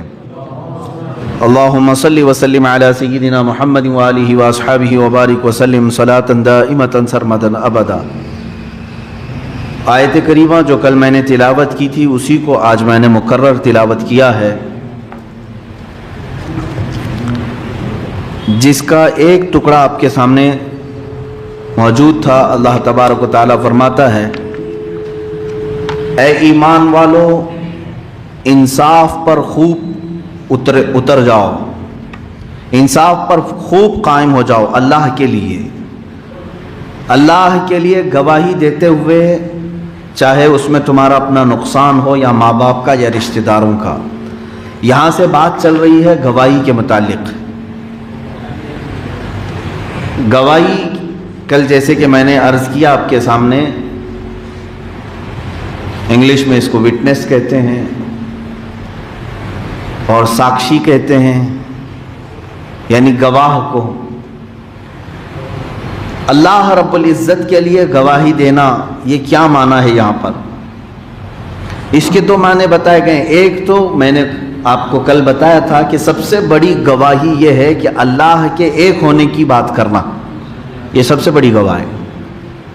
दूसरी बड़ी गवाही ये है कि मैं गवाही देता हूँ मोहम्मद सल्लल्लाहु अलैहि वसल्लम अल्लाह के रसूल हैं, आखिरी रसूल हैं। हुजूर अकरम सल्लल्लाहु ताला अलैहि वसल्लम की नबूवत और रिसालत की गवाही देना, ये दुनिया की सबसे बड़ी दूसरी गवाही है। अब सुने, ये गवाही देने के वक्त मामलात ऐसे होते हैं कि कभी तुम्हारे अपने दुश्मन हो जाएं, कभी रिश्तेदार भी दुश्मन हो जाएं, हो सकता है माँ बाप दुश्मन हो जाएं। ये उन लोगों के लिए है जो नए ईमान लाते हैं तो उनके घर वाले सब उनके खिलाफ खड़े हो जाते हैं। आज भी जब कोई नया इस्लाम में दाखिल होता है तो उसके पीछे उसके पूरे घर वाले रिश्तेदार सब पड़ जाते हैं। उसको यही कहते हैं ना, धर्मद्रोही, यानी ये हमारे दीन और हमारा मज़हब छोड़ करके जा रहा है तो इसको मारो, इसको पकड़ो, इसको सजाएं दो। मक्का में भी यही किया उन लोगों ने, कुफार मक्का, मुशरिकीन मक्का, यहाँ तक कि हज़रत सुहैब रज़ियल्लाहु ताला अन्हु सहाबी रसूल हैं, उनके मुतालिक ये मिलता है कि वो जब हुजूर अकरम सल्लल्लाहु ताला अलैहि वसल्लम पर ईमान लाए और मदीना तैयबा हिजरत फरमाने लगे तो उनके अपने वालिदैन ने भी उनका सारा सामान छीन लिया और कहा कि अगर तुम मोहम्मद सल्लल्लाहु ताला अलैहि वसल्लम की बात पर उनके दीन में जा चुके हो और उनके वतन जाना चाहते हो तो हम अपने वतन से तुम्हें जिला वतन करते हैं, घर से बेघर करते हैं, मालदार ये माल जायदाद सबसे तुम्हें बेघर करते हैं। तो कभी ऐसा होता है कि अल्लाह उसके रसूल की गवाही देने पर ये मुसीबतें आ सकती हैं। ये उन लोगों के लिए है जो दायरा इस्लाम में दाखिल हो रहे हैं। अब रब ताला फरमाता है गवाही देते चाहे उसमें तुम्हारा अपना नुकसान हो, वलो अला अनफुसिकुम, तुम्हारा अपना नुकसान भी हो सकता है। ईमान की बात करने वाले को शायर ने बहुत अच्छे अंदाज में ये बताया है, ये शहादत गहे उल्फत में है, कदम रखना लोग आसान समझते हैं मुसलमान होना। यानी ला इलाहा इल्लल्लाह कह जाने के बाद आप तो अल्हम्दुलिल्लाह पैदाइशी मुसलमान हैं, आपने जब भी कलमा पढ़ा तो आपको दिक्कत नहीं आई कभी। आपके माँ बाप मोमिन थे, मुसलमान थे, आपका घराना इस्लाम में था, लेकिन ये हालात उनके साथ होते हैं, पूरा घर कुफरिस्तान है, एक बंदा अल्लाह की गवाही दे रहा है, एक घर का बंदा हुजूर अकरम सल्लल्लाहु ताला अलैहि वसल्लम की रिसालत की गवाही दे रहा है, तो उसके साथ क्या मामलात होते हैं? पूरा घर दुश्मन होकर खड़ा हो जाता है। अब इसमें किसका किसका नुकसान है? उसका सबसे पहले तो उसकी अपनी ज़ात का नुकसान है उससे। और वो रब ताला फरमा रहा है, ऐ ईमान वालो, अब ईमान लाए हो तो गवाही देते रहो अल्लाह के सिवा कोई माबूद नहीं, मोहम्मद सल्लल्लाहु अलैहि वसल्लम अल्लाह के रसूल हैं, चाहे इसमें तुम्हारी अपनी जान का भी नुकसान क्यों ना हो, तुम्हारा अपना नुकसान हो। अविल वालिदैन वल अक़रबीन, या माँ बाप का या रिश्तेदारों का। अल्लाह के लिए जब गवाही देने की बात आए, माँ बाप हो, रिश्तेदार हो, सब एक साइड होंगे, पहले रब्बे जुल जलाल की बात होगी। जाहिर सी बात है, तरतीब में अगर देखेंगे आपके रिश्तेदारों में दुनिया में सबसे बड़ा हक आपके ऊपर किसका है? आपके माँ का, फिर बाप का, ये तरतीब रखी गई है। फिर आपकी बीवी का हक है आपके ऊपर, औरत हो तो उसके लिए शोहर का हक सबसे पहले है, और उसके बाद फिर भाइयों का, बहनों का, भांजों का, भतीजों का, इसी तरह पड़ोसियों का, ये तरतीब चली आ रही है। लेकिन पूरी ज़ाते इंसानी को अगर देखें, हम पर सबसे पहला हक किसका है? तो सबसे पहला हक अल्लाह रब्बुल इज़्ज़त का है, क्योंकि पैदा ही उसने किया है, दुनिया में लाया ही उसने है। तो सबसे पहला हक हमारे ऊपर किसका है? अल्लाह रब्बुल इज़्ज़त। तो अल्लाह के लिए फिर सारी रिश्तेदारियां खत्म हो सकती हैं। जहां मेरे मौला की बात आए, تو پھر دنیا کی کوئی رشتہ داری اس میں خلل اندازی نہ ڈال سکے، خلل نہ ڈال سکے. یہ بات یاد رکھیں. اب اللہ رب العزت کی وحدانیت کی گواہی دینے پر تمہارا نقصان ہو یا تمہارے ماں باپ چھوٹ جاتے ہیں، چھوٹنے دو. رشتہ دار چھوٹتے ہیں، چھوٹنے دو.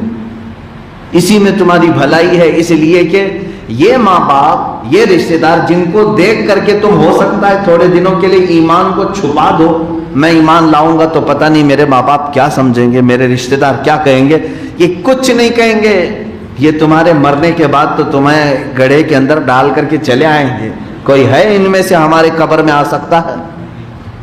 عزیز سے عزیز چاہنے والی ماں ہی کیوں نہ ہو، ہماری قبر میں وہ بیٹھے گی، 1 گھنٹہ بیٹھے گی، بند کر کے جانے کے بعد ہمارے ساتھ کوئی نہیں. میرے عزیزوں، مسلمان کا یہی عقیدہ ہے، جس نے تمہیں عدم سے ہست میں لایا ہے.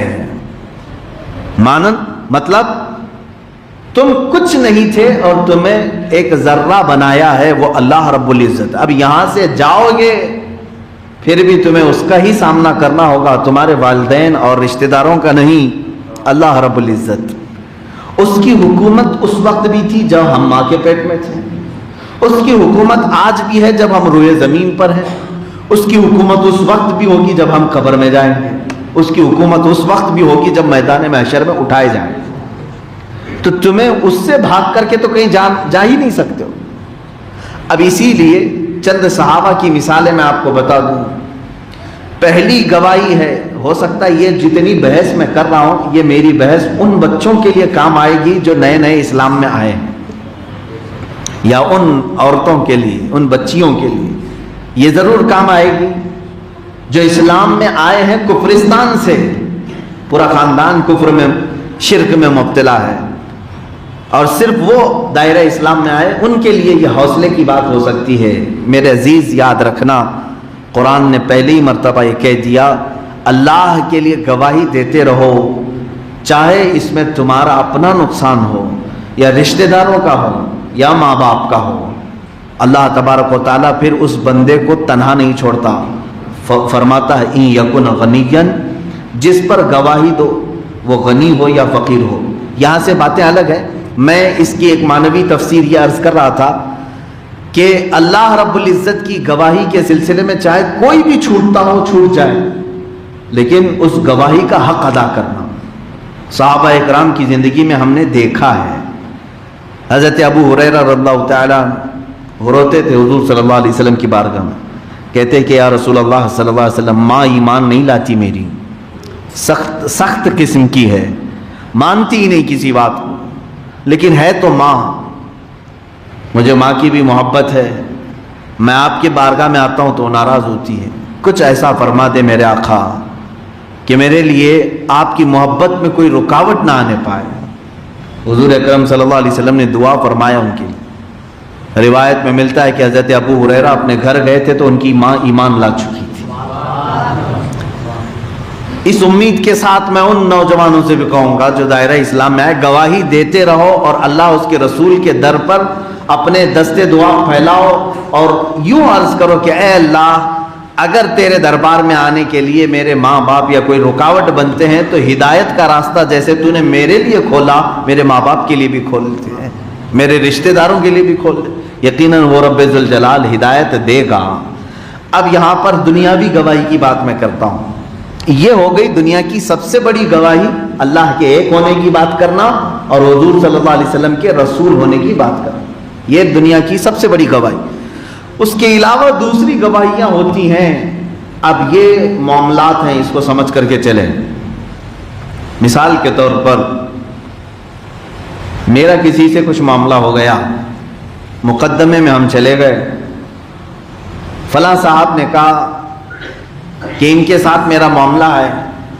انصاف کی کرسی پر بیٹھا ہوا جج ان سے پوچھنے لگا کوئی گواہ ہے آپ کے پاس؟ تو انہوں نے گواہ کے طور پر آپ میں سے کسی کو بھیج دیا، یہ گواہ ہے. اب آپ کی ذمہ داری کیا ہے؟ میرے خلاف گواہ بنا کر کے میرے اپوزٹ پارٹی والے نے آپ کو کھڑا کر دیا، یہ تھے اس جگہ پر، گواہی کے لیے آپ آ گئے، تو کیا آپ میرا چہرہ دیکھیں گے پہلے؟ ارے یہ تو حضرت ہیں، ہمارے امام صاحب ہیں. گواہی دینے والے کو کیا دیکھنا چاہیے؟ کیا دیکھنا ہے؟ جب تمہیں گواہی کے لیے بلایا جائے تو قرآن کہتا ہے انصاف پر خوب قائم ہو جاؤ. یہ یاد رکھنا سامنے کون ہے وہ نہیں، یہ دیکھنا اللہ میرے سامنے ہے، اللہ ہے. اب جو چیز تمہیں معلوم ہے اس کی گواہی دو. ذرا برابر زیادتی کیا یا ذرا برابر کمی کیا تو اسی گواہی میں تمہارے پورے اعمال ختم کر دیے جائیں. گواہی کو آسان نہ سمجھنا. اللہ تبارک و تعالیٰ نے دوسری جگہ قرآن پاک میں فرمایا ہے والذین یشہدون الزور، اور وہ لوگ جو جھوٹی گواہی دیتے ہیں، جھوٹی گواہی دیتے ہیں ان کے لیے عذاب نار ہے، دوزخ کا عذاب ہے ان کے لیے. اور بہت بھیانک ایک وادی کا ذکر آیا ہے جھوٹی گواہی دینے والوں کے لیے. اب یہاں دیکھیں رب تعالیٰ فرماتا ہے کہ گواہی جس پر تم دے رہے ہو ان یکن غنیا او فقیرا فاللہ اولی بہما، جس پر گواہی دو وہ غنی ہو یا فقیر ہو، بہرحال اللہ کو اس کا سب سے زیادہ اختیار ہے. یعنی جس کے اوپر تم گواہی دینے کے لیے آئے ہو یہ نہیں دیکھنا کہ بہت بڑا سیٹ ہے میں بولوں گا تو میرا نقصان ہو جائے گا، یا یہ بھی نہیں دیکھنا کبھی کہ بہت غریب ہے بولوں گا تو میرا کیا جانے والا ہے، یہی جائے گا جیل میں. یہ دونوں صورت اسلام بتا رہا ہے کہ جس پر تم گواہی دے رہے ہو کبھی بھی سامنے والے کو یہ نہ دیکھو کہ وہ غنی ہے کہ فقیر ہے، یہ ضرور دیکھنا کہ اللہ پر میرے حالات سب کھلے ہوئے ہیں، آگاہ ہے میرا مولا، باخبر ہے. تو گواہی کے لیے اب ایک اور صورت، کہاں کہاں گواہی لی جاتی ہے. آپ تو شاید صرف چاند کی گواہی سنتے رہتے ہوں گے، چاند دیکھتے ہیں تو گواہی کے لیے علماء بلاتے ہیں، باقی کہیں گواہی کا معاملہ بھی ابھی نہیں رہ گیا ہے. گواہی کے اصول بھی بہت سارے سخت ہیں، کس سے گواہی لی جائے گی. آپ دیکھیں گواہ کا اسلام میں بہت عمل دخل ہے. تمہاری شادی نہیں ہوگی جب تک گواہ نہیں ہوں گے، ہوتے ہیں کہ نہیں. ابھی یہاں فارم فل اپ کرنے کے لیے ایک گواہ لڑکے کی طرف سے ایک گواہ لڑکی کی طرف سے رکھا جاتا ہے کہ نہیں. وہ فارم فل اپ کرنے والے گواہ ہیں، لیکن کسی نے ایسی شادی کر لی. شادی کا مسئلہ کتنا ہے معلوم ہے؟ یہ پڑھانا اڑانا یہ سب جتنا کلمے پڑھاتے ہیں درود پڑھاتے ہیں یہ سب چیزیں فرض واجب نہیں ہیں، یہ تو مستحبات میں سے. پڑھا لیا تو ثواب ہے، نہیں پڑھایا تو نکاح پر کچھ فرق نہیں آئے گا. لیکن نکاح کی اصل چیز کیا ہے؟ ایجاب و قبول. بس دو لفظ میں پورا نکاح ہو جاتا ہے. لڑکی نے کہا مجھے منظور ہے، لڑکے نے کہا مجھے قبول ہے، نکاح ہو گیا. پورا کلمہ پڑھنا فاتحہ پڑھنا یہ مستحبات میں سے.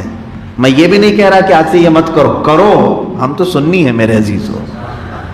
لیکن نکاح کی جو اصل چیز ہے وہ کیا ہے؟ ایجاب و قبول.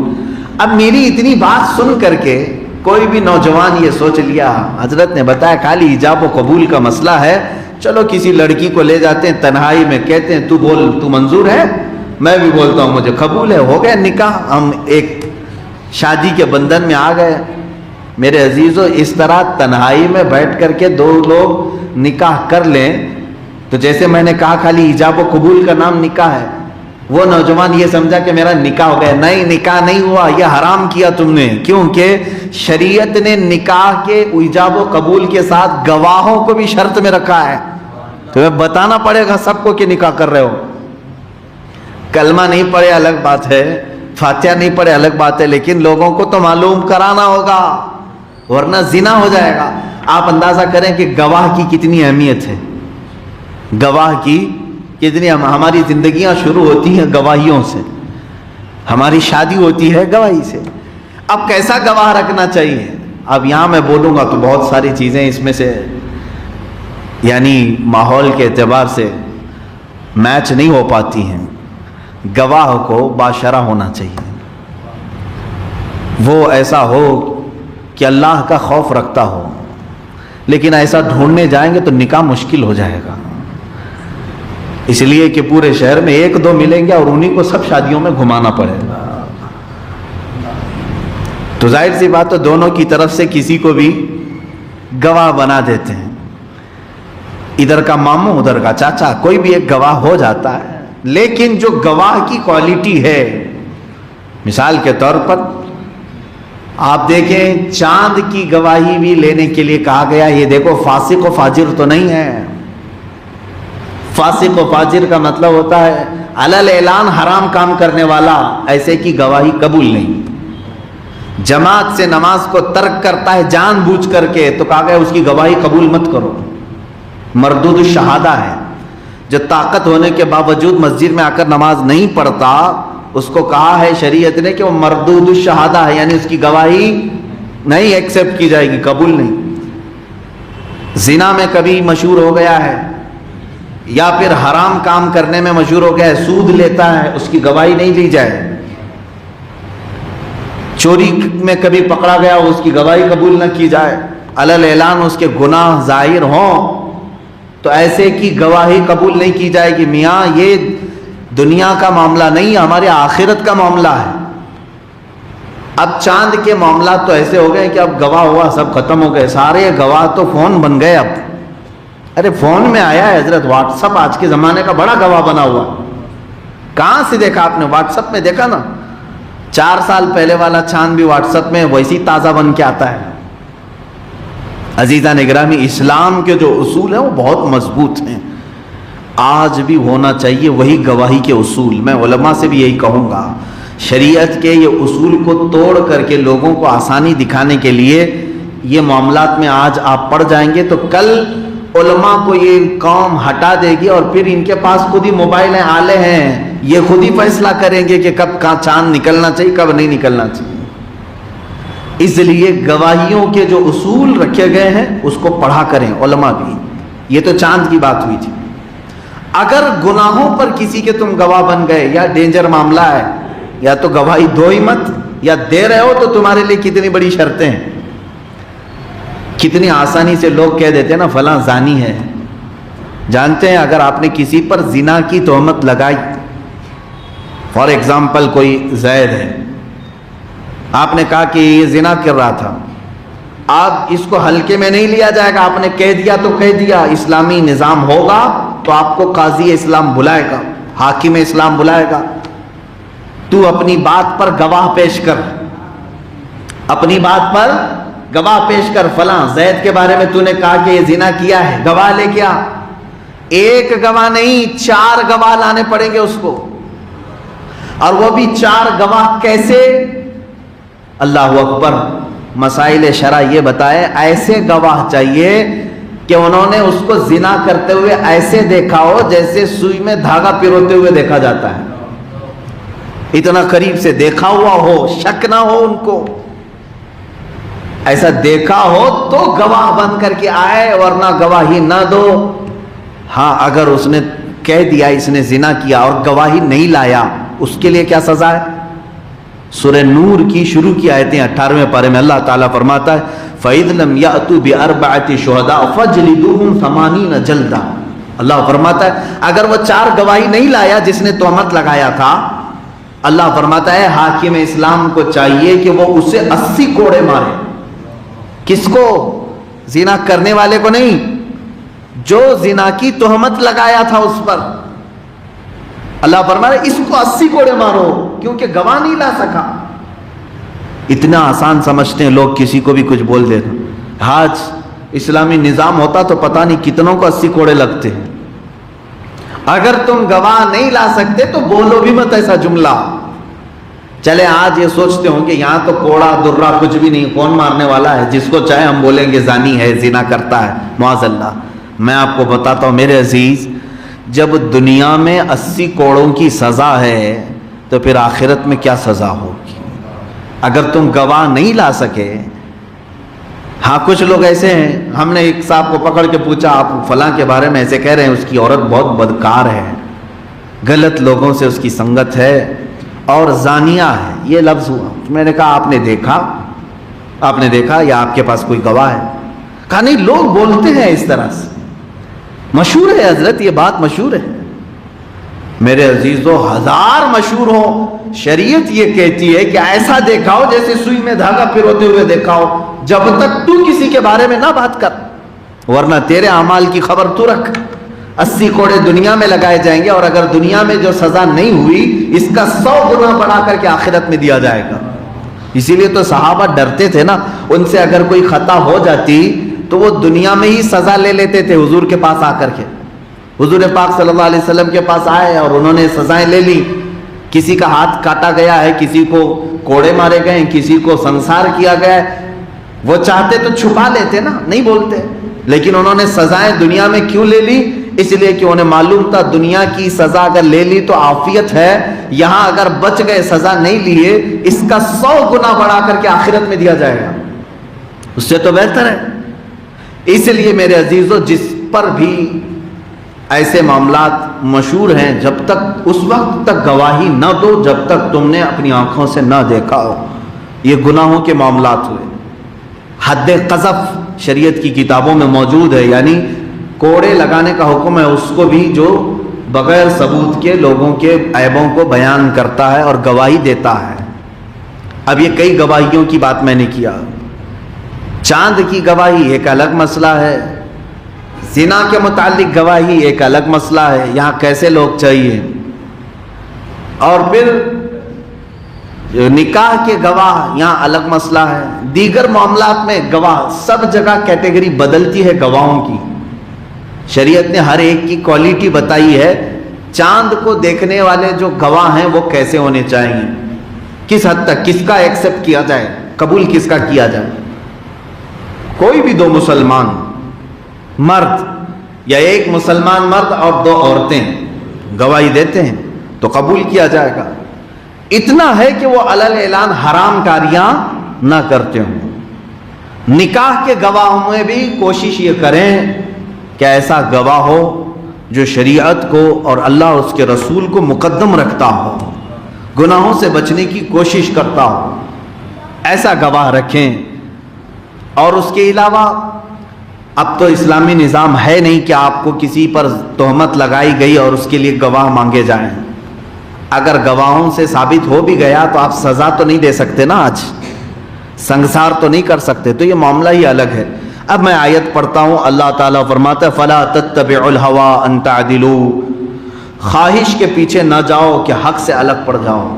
اکثر ایسا ہوتا ہے کہ اپنوں کا کوئی معاملہ آ جائے تو جھوٹی گواہی بندے دے دیتے ہیں. تو اللہ فرما رہا ہے خواہش کے پیچھے مت جاؤ, عدل و انصاف کو چھوڑ کر کے اپنی طبیعت کی بات کبھی نہ سننا. تمہارے لیے عدل سب سے بڑا معیار ہونا چاہیے. میرا بیٹا بھی کٹہرے میں کھڑا ہو اور میں نے اس کے گناہ دیکھے ہیں تو مجھے گواہی دینا چاہیے, گواہی دے دوں. یہ نہیں کہ اس کو بچانے کے لیے ہیلے بہانے کروں. اگر میرے باپ سے غلطیاں کوتاہیاں ہوئی ہوں, میرے بھائی سے ہوئی ہوں اور مجھے گواہ کے لیے لایا گیا تو مجھے سچی گواہی دینی چاہیے. تبھی یہ ایمان کا تقاضا ہے. ایمان والوں کو اللہ یہی فرما رہا ہے. اور اگر تم ہیلے بہانے کرتے ہو اور اپنوں کے لیے گواہی چھپا دیتے ہو, دوسروں کے لیے بھرپور گواہیاں دیتے ہو, تو یہ مومن کی شان نہیں ہے, مومن کی شان نہیں. اللہ فرماتا ہے وَإِن تَلْوُوا أَوْ تُعْرِضُوا, اور اگر تم ہیر پھیر کرو گے گواہی میں یا منہ پھیرو گے, فَإِنَّ اللَّهَ كَانَ بِمَا تَعْمَلُونَ خَبِيرًا, تو اللہ کو تمہارے سارے کاموں کی خوب خبر ہے. اللہ رب العزت تو جان رہا ہے تم نے گواہی میں کیا ہیر پھیر کی, کیا ملایا کیا نہیں ملایا. اس لیے یاد رکھیں میرے عزیزو, پہلی چیز تو یہ ہے کہ جب کوئی گناہ دیکھو, غلط دیکھو, اور اگر تمہیں گواہی دینے کی بات آ جائے تو تمہیں گواہی دینی پڑے گی. تاکہ ہاں اب ایک مسئلہ یہاں پر آئے. جیسے بعض لوگ غیبت کو اور گواہی کو فرق نہیں کر پاتے. غیبت ایک الگ چیز ہے, بیک بائٹنگ جس کو کہتے ہیں, کسی کے پیٹھ پیچھے برائی کرنا, اور ایک ہے گواہی دینا. ایک ہے مسجد میں تمہارا مقتدا ہے, مقتدی نہیں, مقتدا امام ہے, تم نے حرام کام اس سے ہوتے ہوئے دیکھا اور تم نے لوگوں کو بیان کر دیا, تو کچھ لوگ ایموشنل کرتے ہیں اور کہتے ہیں کہ یہ جو ہے غیبت کر رہا ہے. غیبت نہیں, بلکہ وہ اس کے گناہوں پر گواہی دے رہا ہے تاکہ دوسرے اس فتنے میں مبتلا ہونے سے بچ جائیں. تو اگر اس طرح کی گواہی دیا تو اس کو غیبت نہیں کہا جائے گا, بلکہ اس کو گواہی دینا کہا جائے. لیکن اس کو لے کر کے بھی ہر ایک کے پیٹھ پیچھے برائی بھی نہیں کرنی چاہیے. یہ کہاں گواہی دے؟ جہاں لوگوں کو نفع دے سکے, جہاں ضرورت ہو. مثال کے طور پر میں اس سے پہلے بھی کہتا آیا ہوں میرے متعلق اگر آپ کو کوئی غلط چیز نظر آ گئی، کچھ غلط چیز نظر آئی، سب سے پہلے ہونا یہ چاہیے کہ آپ کو اطلاع ہوئی تو مجھے آ کر کے بتائیں، اس لیے کہ اس کا تعلق مجھ سے ہے نہ کہ عوام سے ہے۔ آپ کے اندر اخلاص ہے اور آپ مخلص ہیں تو سب سے پہلے آ کر کے مجھے بتائیں گے کہ آپ سے ایسی ایسی چیز ہو گئی، صحیح کر لو۔ دوسری بار آ کر کے پھر آپ بتائیں گے آپ سے ایسی ایسی غلطی ہوئی، صحیح کر لو۔ پھر اگر مجھ سے وہ غلطی صحیح نہیں ہوئی تو پورے مجمع میں آپ اعلان کریں گے کہ اس کی ایک ایسی غلطی ہے جس کی وجہ سے تمہاری نمازیں نہیں ہو سکتی، لہٰذا اے لوگوں دور ہو جاؤ، تم نے اپنی ذمہ داری پوری کی۔ لیکن یہاں الٹا ہوتا ہے، امام کو تو پتہ ہی نہیں رہتا، پورے مجمع میں معلوم رہتا ہے، مارکیٹ میں پورا گھوم رہی ہے بات، دکان دکان جا کر کے بتا رہے ارے ان کا تو ایسا معاملہ ہے، ان کا تو ایسا معاملہ ہے۔ تو جو تمہارے پاس آ کر کے ان تمام چیزوں کو بتاتا ہے اس سے صرف ایک ہی سوال کریں، ٹھیک ہے میاں اگر وہ غلط ہے تو مسلمان ہے، اس کی اصلاح کرنی چاہیے، یہاں بیٹھ کر بات کرنے سے بہتر ہے چلو اسی کے پاس جا کر اس کو صحیح کر دیتے ہیں، اس کو بتا دیتے ہیں اور وہ صحیح کر لیتے ہیں۔ اگر وہ نہیں مانتا اور صحیح نہیں کرتا اپنے آپ کو، تب پھر ہم سب کو مل کر کے بتائیں گے کہ ہم نے اس کی غلطی کی اصلاح کرنے کی کوشش کی، وہ اصلاح نہیں کرتا، لہذا اے لوگوں ایسے شخص سے تم سب اپنا بچاؤ۔ یہ اصول ہوتا ہے۔ اب آیتیں آگے کی جو میں نے تلاوت کی، اللہ تعالیٰ فرماتا ہے اے ایمان والو اللہ اور اس کے رسول پر ایمان لاؤ، ایمان رکھو، اور اس کتاب پر جو اپنے ان رسول پر اتاری اور اس کتاب پر جو پہلے اتاری، اور جو نہ مانے اللہ اور اس کے فرشتوں اور کتابوں اور رسولوں اور قیامت کو تو وہ ضرور دور کی گمراہی میں پڑا ہے۔ بے شک وہ لوگ ان الذین آمنوا ثم کفروا ثم آمنوا ثم کفروا ثم ازدادوا کفرا لم یکن اللہ لیغفر لهم ولا لیہدیہم سبیلا، بے شک وہ لوگ جو ایمان لائے پھر کافر ہوئے، پھر ایمان لائے پھر کافر ہوئے اور پھر کفر میں بڑھے، اللہ ہرگز نہ انہیں بخشے نہ انہیں سیدھا راستہ دکھائے گا۔ یہاں سے ایمان کی بات چل رہی ہے۔ ایمان کسے کہتے ہیں یہ آپ نے پہلے سنا ہوگا ہمارے بیانات میں، عقائد کے 7 چیزوں پر یقین رکھنے کا نام ایمان ہے۔ اللہ پر، اس کے فرشتوں پر، اس کی کتابوں پر، اس کے رسولوں پر، قیامت کے دن پر اور تقدیر پر، پھر مرنے کے بعد دوبارہ قیامت کے دن اٹھائے جانے پر، زندہ ہونے پر۔ یہ 7 چیزوں پر یقین رکھنے کا نام کیا ہے؟ ایمان ہے۔ اسی کو ہم پڑھتے بھی ہیں نا، آمنت باللہ و ملائکتہ و کتبہ و رسلہ والیوم الآخر والقدر خیرہ و شرہ من اللہ تعالی والبعث بعد الموت، اسی کو ایمان کہتے ہیں۔ 7 چیزیں آپ کے دل میں ہونی چاہیے۔ اللہ ہے کہ نہیں ہے؟ ایمان ہے آپ کا سب کا؟ ایمان ٹرسٹ کو کہتے ہیں، یقین۔ اس کے بعد فرشتے، بعض لوگ فرشتوں کا انکار کرتے ہیں، فرشتے کوئی چیز ہی نہیں ہے، جیسے نیچری ایک فرقہ ہے، نیچری مطلب وہ صرف نیچر کو مانتے ہیں، جو دکھ رہا ہے بس اتنا ہی ہے، جو نہیں ہے اس کو مانو ہی مت، جنت نہیں ہے، دوزخ نہیں ہے، فرشتے نہیں ہے، جنات نہیں ہے، جو نہیں دکھ رہا وہ کچھ مت مانو۔ یہ نیچری لوگ ہیں، ان کو ایک گھونسا مارنا چاہیے، اس لیے کہ بعد میں اگر وہ کہے بہت درد ہو رہا ہے تو آپ کہیں مانو مت، اس لیے کہ درد بھی دکھتا نہیں ہے، کہاں ہے؟ بہت ساری چیزیں ایسی ہیں۔ بہرحال اللہ پر اور اس کے بعد فرشتوں پر ایمان لانا ہے۔ نیچری لوگوں کا کہنا ہے نیکی کی قوت کا نام فرشتہ ہے، برائی کی قوت کا نام شیطان ہے۔ وہ کہتے ہیں ریئل میں کوئی فرشتہ بھی نہیں، ریئل میں کوئی شیطان بھی نہیں، وہ مانتے نہیں ہیں۔ نیچری ایک فرقہ ہے۔ اس کے بعد ہے اللہ کی کتابوں پر ایمان رکھنا۔ وہ تقریباً 104 کتابیں اللہ تعالیٰ نے نازل فرمائی اپنی نبیوں پر، چھوٹی بڑی سب ملا کر، ان سب پر ہمارا ایمان ہے۔ لیکن وہ ساری کتابیں جو پہلے کے نبیوں پر اتاری گئی اب صحیح حالت میں کوئی بھی باقی نہیں ہے سوائے قرآن مقدس کے۔ ایمان ہمارا زبور پر بھی ہے، انجیل پر بھی ہے، تورات پر بھی ہے کہ اتری تھی نبیوں پر، ہم مانتے ہیں ان کتابوں، لیکن وہ اپنی اصلی شکل میں آج باقی نہیں ہے۔ آج تک اگر محفوظ کوئی کتاب ہے تو وہ کتاب اللہ قرآن مقدس ہے، یہ اللہ کی کتاب، اس پر ایمان ہو۔ رسولوں پر یہ بڑی ڈیٹیل میں جائے گی بحث، اللہ کے رسول 1,24,000 یا کم و بیش جتنے بھی دنیا میں آئے نبی اور رسول، سب پر ہمارا یقین ہونا چاہیے۔ کس بات کا یقین؟ یہ رسول اللہ تعالیٰ کی طرف سے بھیجے ہوئے انسانوں میں سے ہی انسانوں کی ہدایت کے لیے، ان سے کوئی غلطی کوتاہی یا گناہ نہیں ہوتا، وہ معصوم ہوتے ہیں، یہ ہمارا عقیدہ ہے۔ پھر قیامت کے دن پر بھی آپ کو ایمان رکھنا ہوگا۔ اگر کوئی یہ کہتا ہے ارے جو کچھ کرنا یہیں کھاؤ سب عیش کرو کچھ نہیں ہونے والا ہے، تو وہ کافر ہو جائے گا۔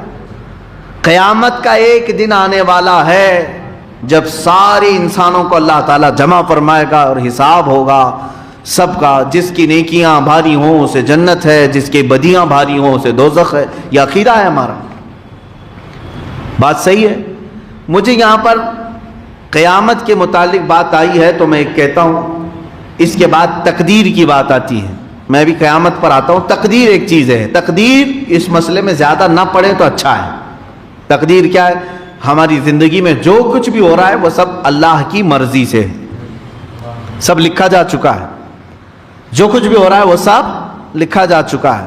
اب میں یہ بات کہوں گا تو جھٹ سے شیطان سوال ڈالے گا تمہارے دماغ میں، سب لکھا گیا ہے تو پھر محنت کرنے کی ضرورت کیا ہے؟ گھر میں بیٹھتے ہیں، کھانا لکھا ہے تو آئے گا، جائیداد لکھی ہے تو آ جائے گی، یہ سب دوڑ بھاگ کیا کرنے؟ اس کا نام تقدیر نہیں ہے۔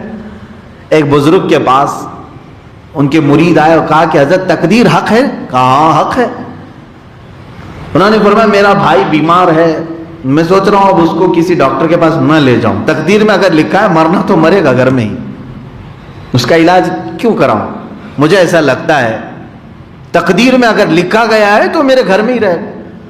اس بزرگ نے اس کا بہترین جواب فرمایا، میاں یہ کیوں نہیں سوچتا کہ اللہ نے یہ بھی تقدیر میں لکھا ہوگا کہ تو ڈاکٹر کے پاس لے کر جائے گا تو شفا ملے گی، یہ بھی تو لکھا ہوگا اللہ تعالیٰ، تو لے جا، تقدیر کے حساب سے ہی ہوگا یہ۔ میرے عزیزو، تقدیر کی بحثوں میں نہ پڑھنا مسلمان کے لیے بہتر ہے، شیطان گمراہ کر دیتا ہے۔ یہاں پر بہت سارے فرقے بنے ہیں، معتزلہ، مرجیہ، قدریہ، جبریہ، یہ تقدیر کے بارے میں بحث کر کر کے فرقے بنے ہیں۔ ایک فرقہ کہتا ہے کہ ہم مجبور ہیں، کچھ نہیں کر سکتے، سب اللہ لکھ چکا ہے، سب اللہ لکھ چکا ہے، ہم مجبور ہیں، کچھ نہیں کر سکتے۔ اور ایک فرقہ کہتا ہے کہ نہیں، ہم ہی مالک و مختار ہیں، اللہ کچھ نہیں کرتا، ہم جو کرتے ہیں وہی اللہ مانتا ہے۔ دونوں بھی گمراہ ہیں۔ اہل سنت و جماعت کا کیا عقیدہ ہے؟ ہم نہ مجبور ہیں اور نہ ہم اپنے افعال کے خالق ہیں، یعنی ہم خود ہی خالق ہیں اللہ کے چاہے بغیر، ایسا نہیں۔ دیکھو درمیانی راستہ یہ ہے تقدیر کے متعلق، ہم جو کچھ بھی کرنے والے تھے دنیا میں اللہ نے اپنے علم سے وہ پہلے ہی لکھ دیا ہے۔ ہم جو کرنے والے تھے وہ اللہ نے پہلے سے لکھ دیا ہے اور وہ اپنے علم سے لکھا ہے۔ اب یہاں ہم جو کر رہے ہیں دنیا میں وہ تقدیر میں جو لکھا ہے اس کی مجبوری میں نہیں کر رہے۔ بعض لوگ کہتے ہیں نا گناہ ہو جانے کے بعد ارے میاں کیا کروں، پہلے سے تقدیر میں تھا، ہو گیا، اور نیکی ہو جائے تو بڑی محنت سے میں نے نیکی کی ہے۔ ایسا نہیں ہے، تم جو کچھ بھی کرنے والے تھے اللہ نے لکھ دیا، اللہ کے لکھنے سے تم کرنے پر مجبور نہیں ہوئے۔ پھر اگر میں ڈیپ میں جاؤں تو اور ذہن میں وسوسے آئیں گے، اس لیے اس باب کو یہیں بند کرو۔ جب میرے آقا صلی اللہ علیہ وسلم نے صحابہ کو منع کر دیا کہ تقدیر کے بارے میں زیادہ بحث نہ کرو تو ہم کس کھیت کی مولی ہیں؟ وہ صحابہ کو حضور نے منع فرمایا۔ آخری چیز ہے ایمان کا حصہ، مرنے کے بعد دوبارہ زندہ ہونے پر یقین رکھ، مرنے کے بعد دوبارہ زندہ، آج مرے کل اٹھیں گے، یہ نہیں۔ جیسے ہندوؤں کا عقیدہ پرن جنم کا، 7 جنم ہوں گے میاں، اچھے کرم کرو گے تو اگلے جنم میں پھیلاؤ پیدا ہوگے، برے کرو گے تو کتا بلی پیدا ہوگے، یہ چیزیں ہیں ان کے عقائد میں ہیں۔ یہ پورن جنم نہیں ہے۔ میں جو بات کر رہا ہوں مرنے کے بعد دوبارہ زندہ ہونے والی بات ہمارے دین میں بھی ہے، لیکن کب؟ دنیا میں نہیں، آخرت میں قیامت کے دن دوبارہ اٹھائے جائیں گے، ایک ہی بار اٹھائے جائیں گے۔ ایک بات یاد رکھ لو، ایک ہی بار مرو گے، ایک ہی بار اٹھائے جاؤ گے، پھر دوبارہ آپ مرنا بھی نہیں ہے کبھی۔ ایک بار موت آنی ہے تمہیں اور ایک بار اٹھائے جاؤ گے، اور اس کے بعد دوزخ کا فیصلہ ہوا تو بھی موت نہیں، ہمیشہ رہنا ہے.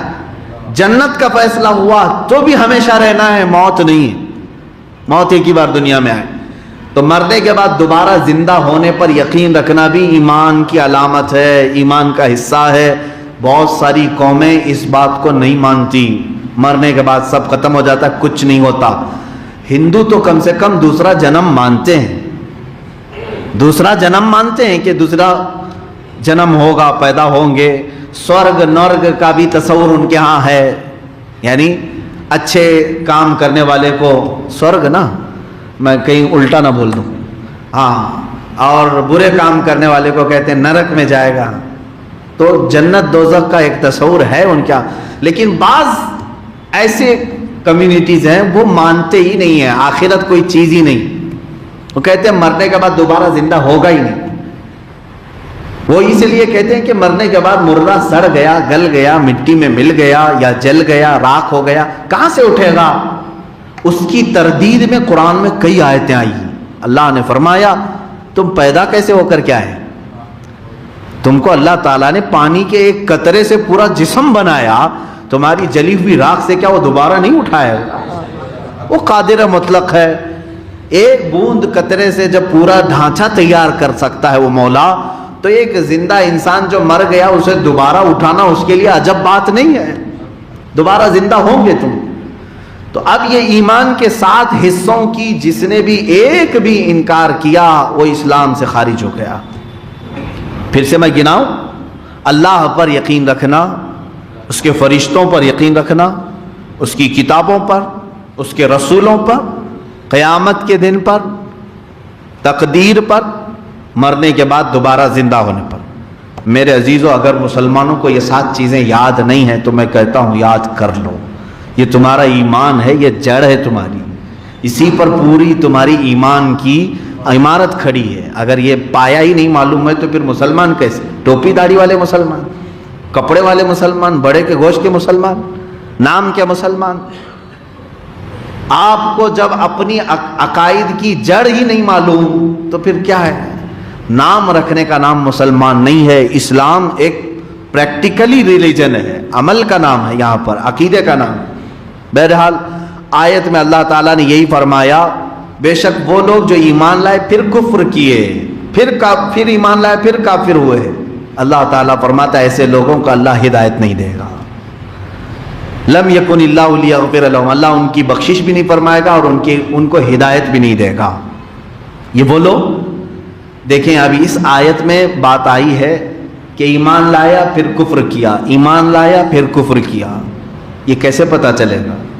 اسی لیے ہم بتاتے رہتے ہیں اے میرے عزیز، سب سے زیادہ قیمتی چیز تمہارے پاس اگر کوئی ہے تو وہ ایمانی دولت ہے. یہ ضائع ہوتی ہے تو صرف تمہاری زبان کے جملوں سے بھی ضائع ہو سکتی. اللہ 1000 بار نہ کرے، 1000 بار نہ کرے کسی آپ کے ساتھ، ایک جملہ اگر آپ نے کہہ دیا، ایک جملہ اگر آپ نے کہہ دیا، قرآن میں جھوٹ آیا ہے، معاذ اللہ، پورا ایمان چلا گیا. جتنی نمازیں پڑھے تھے سب گئی، حج کیا تھا تو وہ ختم، عمرے کیا تھا تو وہ گئی، زکوٰۃ دیا تھا تو وہ گئی، کوئی نیکی باقی نہیں رہی. کفر نے تمہارے ایک جملے نے سب ختم کر دیا، سارے اعمال ختم ہو گئے، تمہیں پتہ بھی نہیں چلا. ایک زبان کا ایک جملہ، کفریہ جملے بہت سارے لوگ بک جاتے ہیں، انہیں پتہ بھی نہیں ہوتا ہے، اور پھر کسی نے یاد دلایا، توبہ کر لیا، استغفر اللہ، پھر ایمان لائے، پھر ایسی بے احتیاطی کیا، پھر کافر ہوا. اللہ تعالیٰ نے 2 مرتبہ فرمایا بے شک وہ لوگ جو ایمان لائے ثم کفروا، پھر کافر ہوئے، ثم آمنوا، پھر ایمان لائے، ثم کفروا، پھر کافر ہوئے. 2 بار ایسا کیا. تیسری بار کفر میں وہ بڑھتے چلے گئے تو اب رب تعالیٰ فرماتا ہے اللہ ان کو ہدایت کی طرف نہیں بلائے گا، ہدایت کی طرف انہیں نہیں بلائے گا. اس آیت کی اور تفصیل ہے، میں پھر انشاءاللہ کل عرض کروں گا. لیکن ایک بات یاد رکھنا، چلتے پھرتے لوگ کفریہ جملے بول جاتے ہیں. میرے آقا صلی اللہ تعالیٰ علیہ وسلم کی حدیث بھی ہے، فرماتے ہیں میری امت پر ایک زمانہ ایسا آئے گا کہ رات کو مومن سوئے گا، صبح کافر اٹھے گا، صبح مومن ہوگا، شام تک کافر ہو جائے گا. کیسے؟ پوجا پاٹ کر کے نہیں. یہ جملے، یہ زبان جو تمہاری ہے یہ تم سے کفر کروا دیتی ہے. آج فلمی گانوں میں ہی اتنے کفریات بھرے ہوئے ہیں کہ تم اگر وہ گانے گنگناؤ گے تو کافر ہو جاؤ گے. سارے گانوں کی بات نہیں کر رہا ہوں, کچھ گانے ایسے ہیں جس میں کفریہ کلمات ہیں, کفریہ کلمات ہیں, یعنی اپنے محبوب کو خدا بنا کر کے پیش کر دینا کہ تمہارے سامنے میں سجدہ کروں گا, اس طرح کے کچھ الفاظ ہیں. پوری کتاب ہے, حضرت مفتی نظام الدین صاحب قبلہ کی پوری کتاب ہے فلمی گانوں میں موجود کفریات کے متعلق, اور اس کو ہمارا نوجوان آج سنتا بھی ہے, کہتا بھی ہے, اسے معلوم ہی نہیں. ایک ایگزامپل, خدا بھی جب دیکھتا ہوگا, اس طرح کا کوئی جملہ یاد نہیں ہے مجھے, سوچتا ہوگا کہ تجھے کس نے بنایا ہوگا, ایسے کچھ جملے ہیں گانوں کے. معاذ اللہ رب العالمین, جس نے یہ کہا اس نے کفر کیا. اللہ کی تخلیق کے علاوہ کوئی اور خالق ہو سکتا ہے؟ یہ تمام جملے, اور قدرت نے بنایا ہوگا, جملے یاد نہیں آ رہے ہیں. بہرحال اس میں موجود اپنے محبوب کو گانوں میں اس طرح کا پیش کرنا کہ خدائی درجہ دے دینا یا اللہ کی شان میں توہین ہو جانا, یہ وہ ہیں جو آج ہندوستانی گانوں میں بھی کفریات موجود ہیں. اس لیے ہم اپنے نوجوانوں سے کہتے ہیں کہ میرے عزیز, یہ شہادت گہ الفت میں ہے قدم رکھنا, لوگ آسان سمجھتے ہیں مسلمان ہونا. تم ایمان تو لائے ہو, آج نمازیں پڑھ رہے ہو, کہیں ایسا نہ ہو کہ یہ ایمان کی دولت تمہاری ختم ہو جائے, کافر بن گئے, پھر ایمان لائے پھر کافر ہو گئے, پھر ایمان لائے پھر کافر ہو گئے. اگر یہ کھیل چلتا رہا تو رب تعالیٰ فرماتا ہے اللہ اسے ہدایت ہی نہیں دے, اللہ اس کی بخشش نہ فرمائے. یہ آیتیں بتا رہی ہیں. اس لیے ایسی چیزوں سے پرہیز کرو جہاں ہلکا شبہ بھی آپ کو لگتا ہے کہ میرے رب کی شان میں توہین ہو سکتی ہے, رسول کریم صلی اللہ علیہ وسلم کی, یا اسلام کا مذاق ہو گیا یا قرآن کا مذاق ہوا, آدمی دائرہ اسلام سے خارج ہو گیا. ان تمام چیزوں کو محفوظ رکھنا چاہیے. اللہ تعالیٰ نے فرمایا اس کے بعد کی آیتیں, بشر المنافقین بان لهم عذابا الیما. اب یہاں سے منافقین کی بات چل رہی تقریباً ایک صفحے تک, یعنی آیت نمبر 138 سے لے کر 148 تک, 147 تک, تقریباً 10 یا 9 آیتیں, پورا ایک صفحہ قرآن پاک کا اللہ تعالیٰ نے یہ منافقین کے متعلق بیان فرمایا. اور یہ صفات سب آپ کو پتہ چلیں گی. کل میں عرض کروں گا اگر زندگی باقی رہی منافقین کون ہیں. شاید ابھی 1-2 جمعہ قبل میں نے اس پر بیان بھی کیا, لیکن اب یہ تفسیر ہے, ڈیٹیل ہر آیت تمہیں بتائے گی کہ منافق کون ہے. کہیں ایسا تو نہیں کہ ہمارے اندر منافقت آ گئی ہو, یہ ڈھونڈنے کی ضرورت ہے, کیونکہ نفاق کی 2 صورتیں بتائی گئی. ایک نفاق عملی ہے, ایک نفاق اعتقادی ہے. عقیدے میں ایک منافق کیسا, کہتا تو ہے میں مسلمان ہوں لیکن دل میں اللہ کی دشمنی پالتا ہے, رسول کی بغض و عداوت رکھتا ہے, اس کو کہتے ہیں نفاق اعتقادی. عقیدے کا منافق ہے. کس کا ہے؟ عقیدے کا منافق ہے. یہ تو کافر سے بھی گیا گزرا ہے, دل کے اندر دشمنی ہے اسلام کی, لیکن اوپر چہرہ سب کیا ہے, مسلمانوں کا رکھا ہے. یہ منافق اعتقادی ہے. ایک ہوتا ہے نفاق عملی, اللہ پر, یہ بہتوں میں آ جاتا ہے. یہ کیسے کہتا ہے میں اللہ کو ایک مانتا ہوں لیکن اس کی نمازیں نہیں پڑھتا, عمل کا منافق ہے. رب تبارک و تعالیٰ کو احکم الحاکمین مانتا ہے لیکن فیصلے غیروں سے کرتا ہے, قرآن کو فیصل نہیں بناتا, قرآن کے فیصلے نہیں مانتا. یہ نفاق عملی ہے. اس انکار کر دے گا تو کافر ہو جائے گا, لیکن کرتا نہیں, عمل نہیں کرتا, تو یہ نفاق عملی ہے. بہت سارے لوگوں کے اندر یہ نفاق آ چکا ہے, عمل کا نفاق. میرے عزیزو, اب بھی اگر ہم سے ایسے گناہ ہوئے ہیں تو جلدی سے توبہ کرنا چاہیے. نفاق عملی کی توبہ قبول ہے, اللہ معاف کرے گا, اور قیامت کے دن سزا بھی اگر دے دی گئی تو پھر دوزخ میں بھی ڈال دیا گیا نفاق عملی والے کو, لیکن جنت اسے ملے گی. لیکن عقیدے کا جو منافق ہے اس کی بخشش نہیں ہے. اس کے لیے تو اللہ فرما رہا ہے بشر المنافقین بان لهم عذابا الیما. اے حبیب خوشخبری دو, بشارت دے دو منافقوں کو کہ ان کے لیے اللہ نے دردناک عذاب رکھا ہے. منافقین کو اللہ فرما رہا ہے بشارت دے دو ان کو کہ ان کے لیے دردناک عذاب ہے۔ یہ کون سے منافق؟ یہ عملی منافق نہیں، عقیدے کے جو منافق ہیں، یعنی چہرہ اسلامی ہے لیکن اندر سے دل کے اندر اسلامی بغض ہے، عداوت ہے، دشمنی ہے، اس کے لیے یہ اللہ نے بشارت دی کہ اس کے لیے دوزخ ہے۔ اللہ تبارک و تعالیٰ نفاق عملی سے بھی ہمیں بچائے اور نفاق اعتقادی سے بھی ہماری حفاظت فرمائے۔ کہنے سننے سے زیادہ مولا عمل کی توفیق عطا فرمائے۔ وآخر دعوانا ان الحمد للہ رب العالمین۔